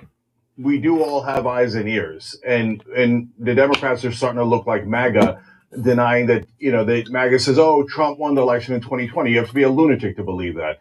But if you think that Joe Biden is a secret dynamo behind the scenes, as the Democrats claim, you got to be borderline lunatic to believe that. The guy is in terrible. Dude, what the fuck weird xenomorph fucking smile is she doing, bro? Yeah, that's right. It's like, what the fuck is, dude? God, that is so inhuman. That is not a human smile. That is not a human expression, bro. Oh my god. Ah. Gosh, he's a fucking reptilian vampire. And if he has dementia, I think that this is one thing that Democrats do have to just concede. Like, we just watched the clip of Harry Sisson on CNN. That's the, Gen Z TikTok influencer. That's like, Biden is doing so fine. Like, I interviewed him, and he's like super sharp. I mean, come on.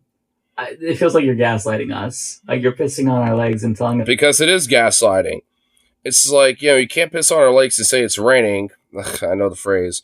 And it's just like, I mean, you can't be doing that shit and say that, like, oh, well, hey, I'm pissing on you, but it's raining. I mean, come on. Don't you see the clouds? Clear fucking sunny day. It's like, what? It's like, what the fuck?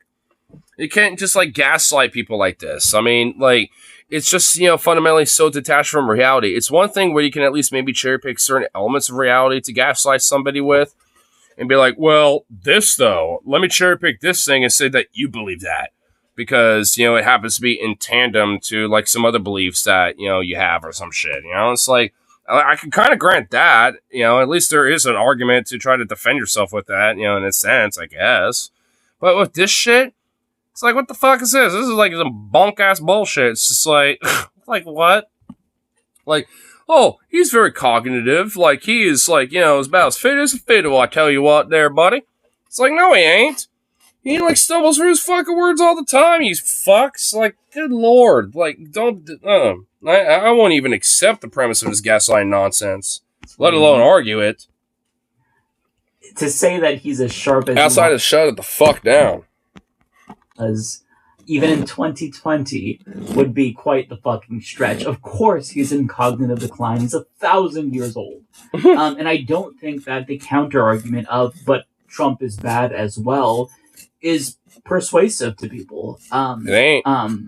You can make that case. I would agree with you. I think Trump is also in cognitive decline. They're both in cognitive decline. They both have memory issues, but it's a bigger problem for Biden right now, in part because it's one of his biggest issues that's, like, easy. Like, the press doesn't really want to dive into the genocide he's supporting. Democrats don't want to really rationalize, or not rationalize, they don't want to reckon with that, right?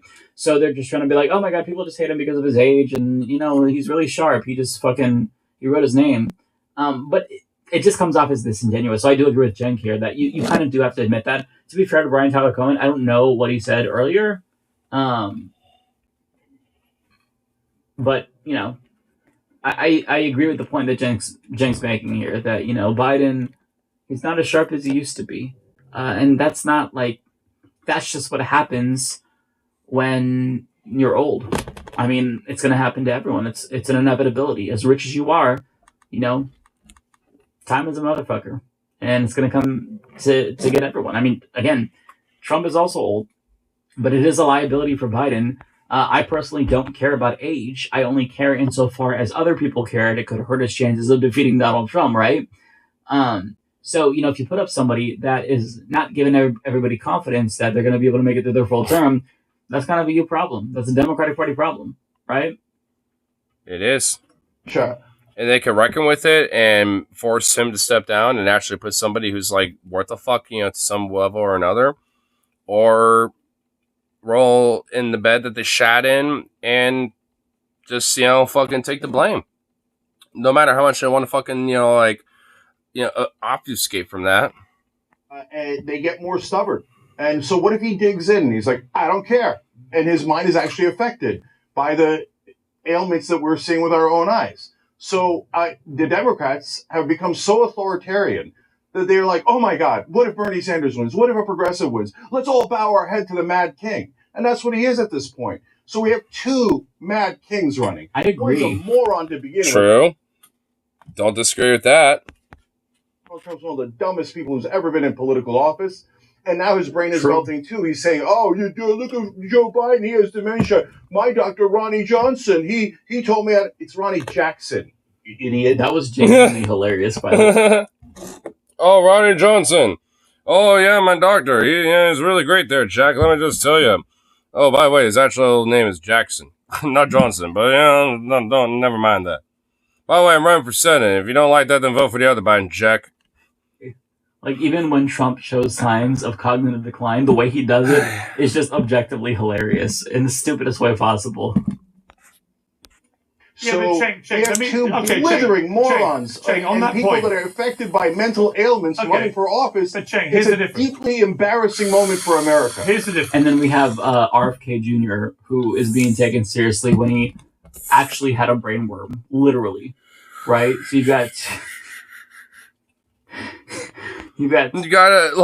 fucking independent, fucking rabble-rouser RFK Jr. who literally has brain worms in his fucking head. Fucking goddamn peepaw poopy pants and orange man peepaw duppy pants. Fucking like, oh my god, dude, the trifecta of geriatrics and shit. And between like Jank and RFK's like little interview thing or whatever the fuck they did not too long ago as well. Like, the idea that, like, RFK is, like, some sort of, like, voice, for the Palestinians or some shit, he's just another fucking stuff suit. At the end of the day, he will always justify and obfuscate and try to defend, the fucking same line as anyone else. Like, he's just the same motherfucker, dude. Same type of person. Like, because at the end of the day, it's just, like, there's, like, a fundamental, like, kind of virtue, unfortunately, or disvirtue, in a way, where it's just like, where, you have to kind of like, toe that fucking line when it comes to like, running for president or Senate or some shit. Because if not, like AIPAC will literally fucking hound on your ass, like a goddamn fucking viper. Because they are a bunch of vipers. Senior citizens, both in cognitive decline, and then you've got a guy who's also very, very old, to be fair. I don't know how old RFK is, but he had a brain worm. So, I mean, America's not sending their best, right? The third-party candidates are always good, but the problem is that we have a shitty first past the post two-party system. I just hate that, like, if you have the last name of Kennedy, you can kind of and have a lot of money and connections, then you can kind of get your name out there more than traditional third-party candidates. But RFK is still not going to win. I mean, look at Ross Perot; he got no electoral college votes. It's just a fact of reality. It's going to be Biden or Trump, right? But the options are so bad. RFK is 71 years old. Holy shit. So he's very old as well. God damn. I love the fucking geriocracy that we got. Yay. Love it. I'll skip ahead a little bit. Not that I don't like Mike's commentary. Why these people refuse to give up power. Why they won't retire. When you're that rich, you could see the fucking world. You can probably buy Epstein's Island and own it for yourself for the fucking money that these motherfuckers, fundraise every goddamn generation that they, are fucking existing in. Like, good lord, dude. Chef, you can do anything. And they're just like, I'm just going to stay in Congress and keep getting richer. You can't take that with you when you die. I don't get it. Well, there are a bunch of Egyptian mummies, so they think that, like, as long as they bury, their servants and everyone else, with the tomb with them, they'll take it with them in the afterlife and shit. They're a bunch of fucking crazy, greedy capitalist pig dog type of motherfuckers and shit. Like, I mean, they think they could take this shit with them in the afterlife and, like, like, have their cake and eat it too, so to speak. Like, I mean, they are utter greedy fucking parasites that are utterly detached from the fucking human struggle, and don't have any fucking metric of what the fuck that even means, let alone being able to understand it, in the sense of being able to, like, know it. It's like, these motherfuckers are, like, completely, utterly detached from any of that fucking metric in comparison to the average man. But it's like, my parents or fucking, like, me or anyone else besides that I know or whatever. It's just like, I mean, the broader, proletariat has, like, an actual connection to what it is to be a fucking human being, more so than these rich elite sons of bitches that are utterly fucking detached to the shit and, are eating their fucking cake and sniffing on their farts and having all the champagne and shit and their fucking ivory towers and their little glass houses. Same with Pelosi. Yeah, same with a lot of them. I've watched a lot of Trump recently. He rang me a couple of months ago. We had a long chat. Rick Scott is one of the richest senators in D.C., and he's 71 and also wants to be Senate Majority Leader. That's so insane to me. Oh my god, that is what? Dude, Rick Scott is 71 too? What the hell? Rick Scott, though, to be fair, in his defense, he might be a literal demon, so he might just be able to live forever. So that could explain him. I think he's actually a demon, or at least he's possessed by a demon, so he's not going anywhere. He'll be around for thousands of years. Is it an addiction? I mean, I don't know. It could be an addiction where they're addicted to power and clout, greed. I don't understand it. It doesn't make any sense. Envy of said power and pride. I can understand not wanting to retire, I guess, if you loved your job a lot. But I mean, a job is a job at the end of the day. It's still even if you have the best job in the world and you're doing your dream job, it's still a job. It's still something that you have to do. And I get that people want to do something that gives them meaning, but there are other things to do than that. I genuinely am perplexed. And there's also other ways to, kind of find a sense of purpose and meaning as well. That doesn't necessarily have to be like, a sense of greed and power and trying to have like the most in society and the most, to try to fulfill yourself when it comes to like material need. And look, material goods are fun and fine dandy and all that shit. I'm a material person myself. But like, shit, like, I mean, that's not the end, and that's not the fucking world. Like, there's more to it than that shit. Like, I mean, even with the material goods that I got, like, at the end of the day, that isn't what makes me who I am or makes me a person and shit. I mean, again, it's nice to have that stuff, but, like, fuck. I mean, being a human and going out and living the human experience is what makes me who I am. Not, like, the material goods of, like, having some video games or, like, having, like, a bong or whatever the fuck, or having, a collection of music or a bunch of books. It's like, I mean, it's like the material thing isn't what makes it all. And it's like in these rich elite, there's a bourgeois, don't understand because they're totally detached from it. That's all they have ever known and had that silver spoon in their fucking mouth and don't understand what it is to struggle, what it is to like, try to have to ration your finances or your needs and, and all sort of shit and struggle with your own like mental fortitude outside of like, well, I'll just satisfy you with more needs and material and wealth and man. Because that's all, because that's, what they think is their outlet or what needs to be the outlet and there ain't nothing else because they think that that's how ought to society to be ran as. It's like, you feel better with the more wealth and material that you own. Not like with with like the actualization of yourself as a person, because fuck that shit. Bottle that up with more trinkets and comforts. By the refusal of so many politicians to retire. But let's shift over to a response from Brian Tyler Cohen, because I think he's kind of responding to Cenk. It's kind of like a pseudo debate. I don't think they don't hate each other. They're clearly cool with each other, but I'm just curious how Brian Tyler Cohen would respond to that. Two incumbent Democrat presidents since the war who both gave up. They both resigned before the next election. Lyndon Johnson was one and Harry S. Truman was the other. Did it for slightly different reasons, but the bottom line was that they didn't want to go through with it. And they were persuaded by grandees in the party on both cases. This was the right thing to do for the party and for the country. Why is no one having that conversation with Joe Biden? I mean, you've put up a good defense. I mean, honestly, weirdly enough, that's a good question about peers.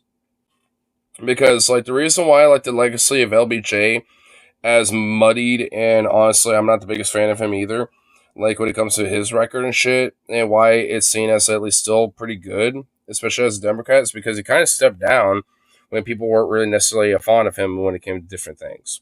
Like, he was able to kind of, like, redeem himself, with especially with his legacy, with things like, passing the Civil Rights Act and shit like that. But, like, at the end of the day, especially when it came to his bloodthirsty warmongeriness, when it came to the Vietnam War, like, the pressure, had to force him to step down. And so it's just like, why is it, like, we can't have that type of conversation, when that was the case of LBJ? In a weird way, silver lining, his legacy is somewhat preserved because of that. And we can't have that with Joe Biden, where his legacy can still somewhat be preserved too. It's like, I mean, he wouldn't necessarily be seen as like the worst fucking president in the world if he literally resigned, like, well, frankly, fucking months ago. But if he did that like today, like straight up, dude, like he would be able to kind of preserve whatever little legacy he actually has and fucking, ride that until he fucking croaks. If he even remembers it, considering how much of a decline that he's in anyway. So it's like shit, dude. I mean, if it's happened with, someone like LBJ and I forgot who the other president was, but it's like if it's happened, in the past and if anything, it's kind of redeemed their legacy, so to speak, as a president, then it's like, why not this motherfucker? Why not prop up someone like Newsom or like Gretchen Whitmer or whoever the fuck? Like, seriously, because they would be so much fucking better than his ass. And honestly, it'd be beneficial even for Biden if he wants, like I said, keep a good legacy, whatever the fuck. And even then, like way before, he was even president, he said he was going to be a one-term president anyway, but all of a sudden that fucking shifted, apparently. Now he wants to go the full 2 terms. So, don't want to be consistent with that either, I guess. When you have someone like Cenk, who is a Democrat, who's at his absolute wit's end, because he sees through all this stuff. It's just smoke and mirrors. We can all see what we see with our own eyes. Biden can barely move. He just shuffles. I don't understand most of what comes out of his mouth. It is incredibly sad. So my question is, why is no one at least having that conversation in the party? And secondly, if he does get completely torpedoed at the debate, which I think is highly likely, then who would you also like to see potentially being considered to replace him, hypothetically, if it comes to it? I just have to comment. It's funny how I'm reminded of this conversation by that op-ed we read earlier from the Washington Post.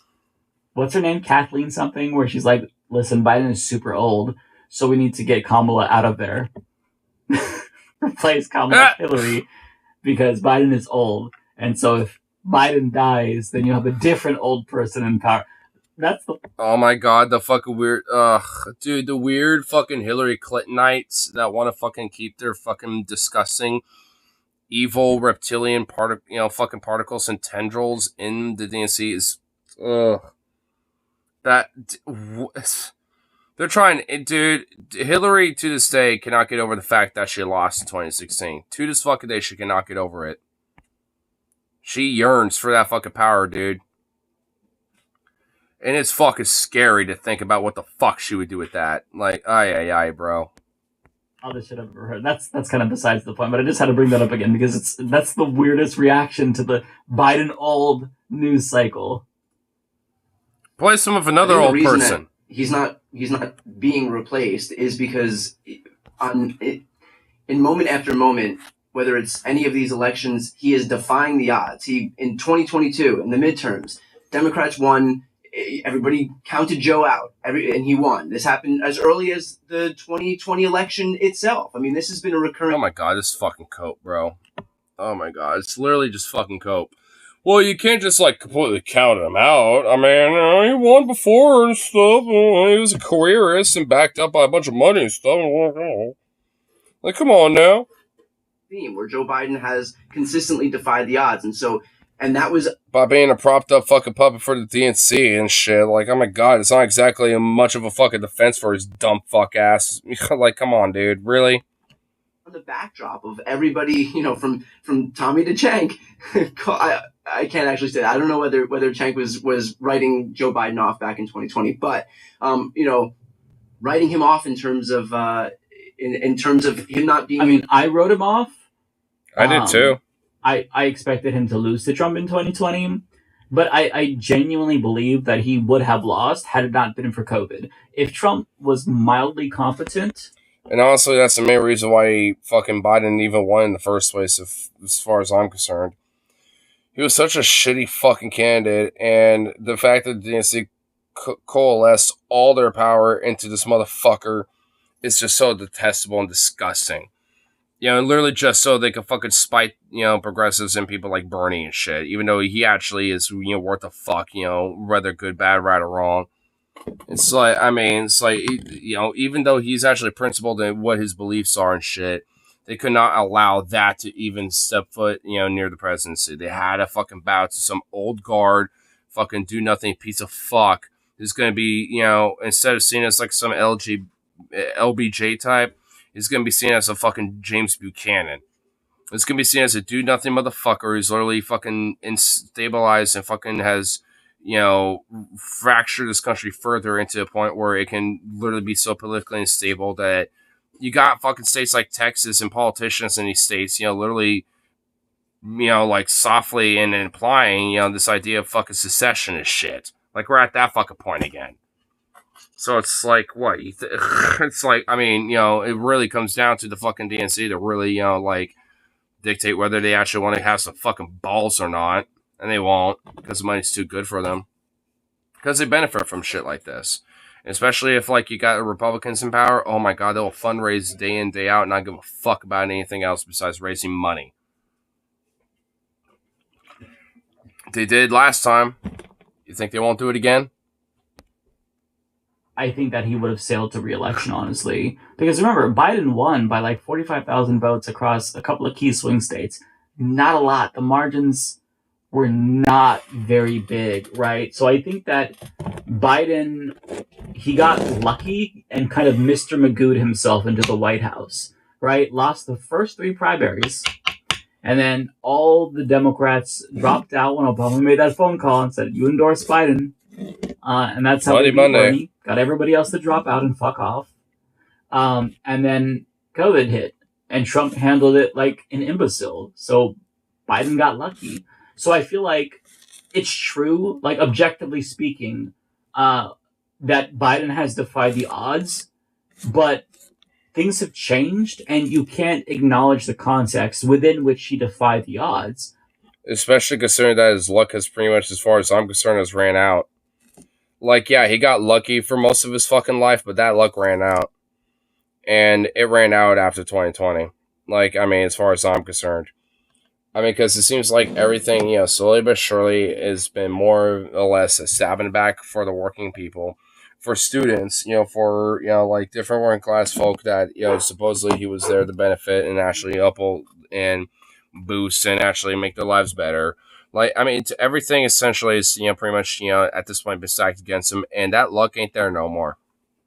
Like, he lost that fucking shit, like a long time ago. 4 years ago, at least. But I think I probably at least, got my fill of that, if anything, to be honest. Because I kind of grow weary of the whole electoral thing. So I guess, if as far as I'm concerned, I'm just going to wait until the whole debate, to really fucking unleash about that. I'll let it, kind of bubble at the kettle. But, not now. It ain't bubbled up enough yet to really be, hardcore bash and be like, blah, blah, blah, about it. So, yeah. But still, man. It's fucking ridiculous.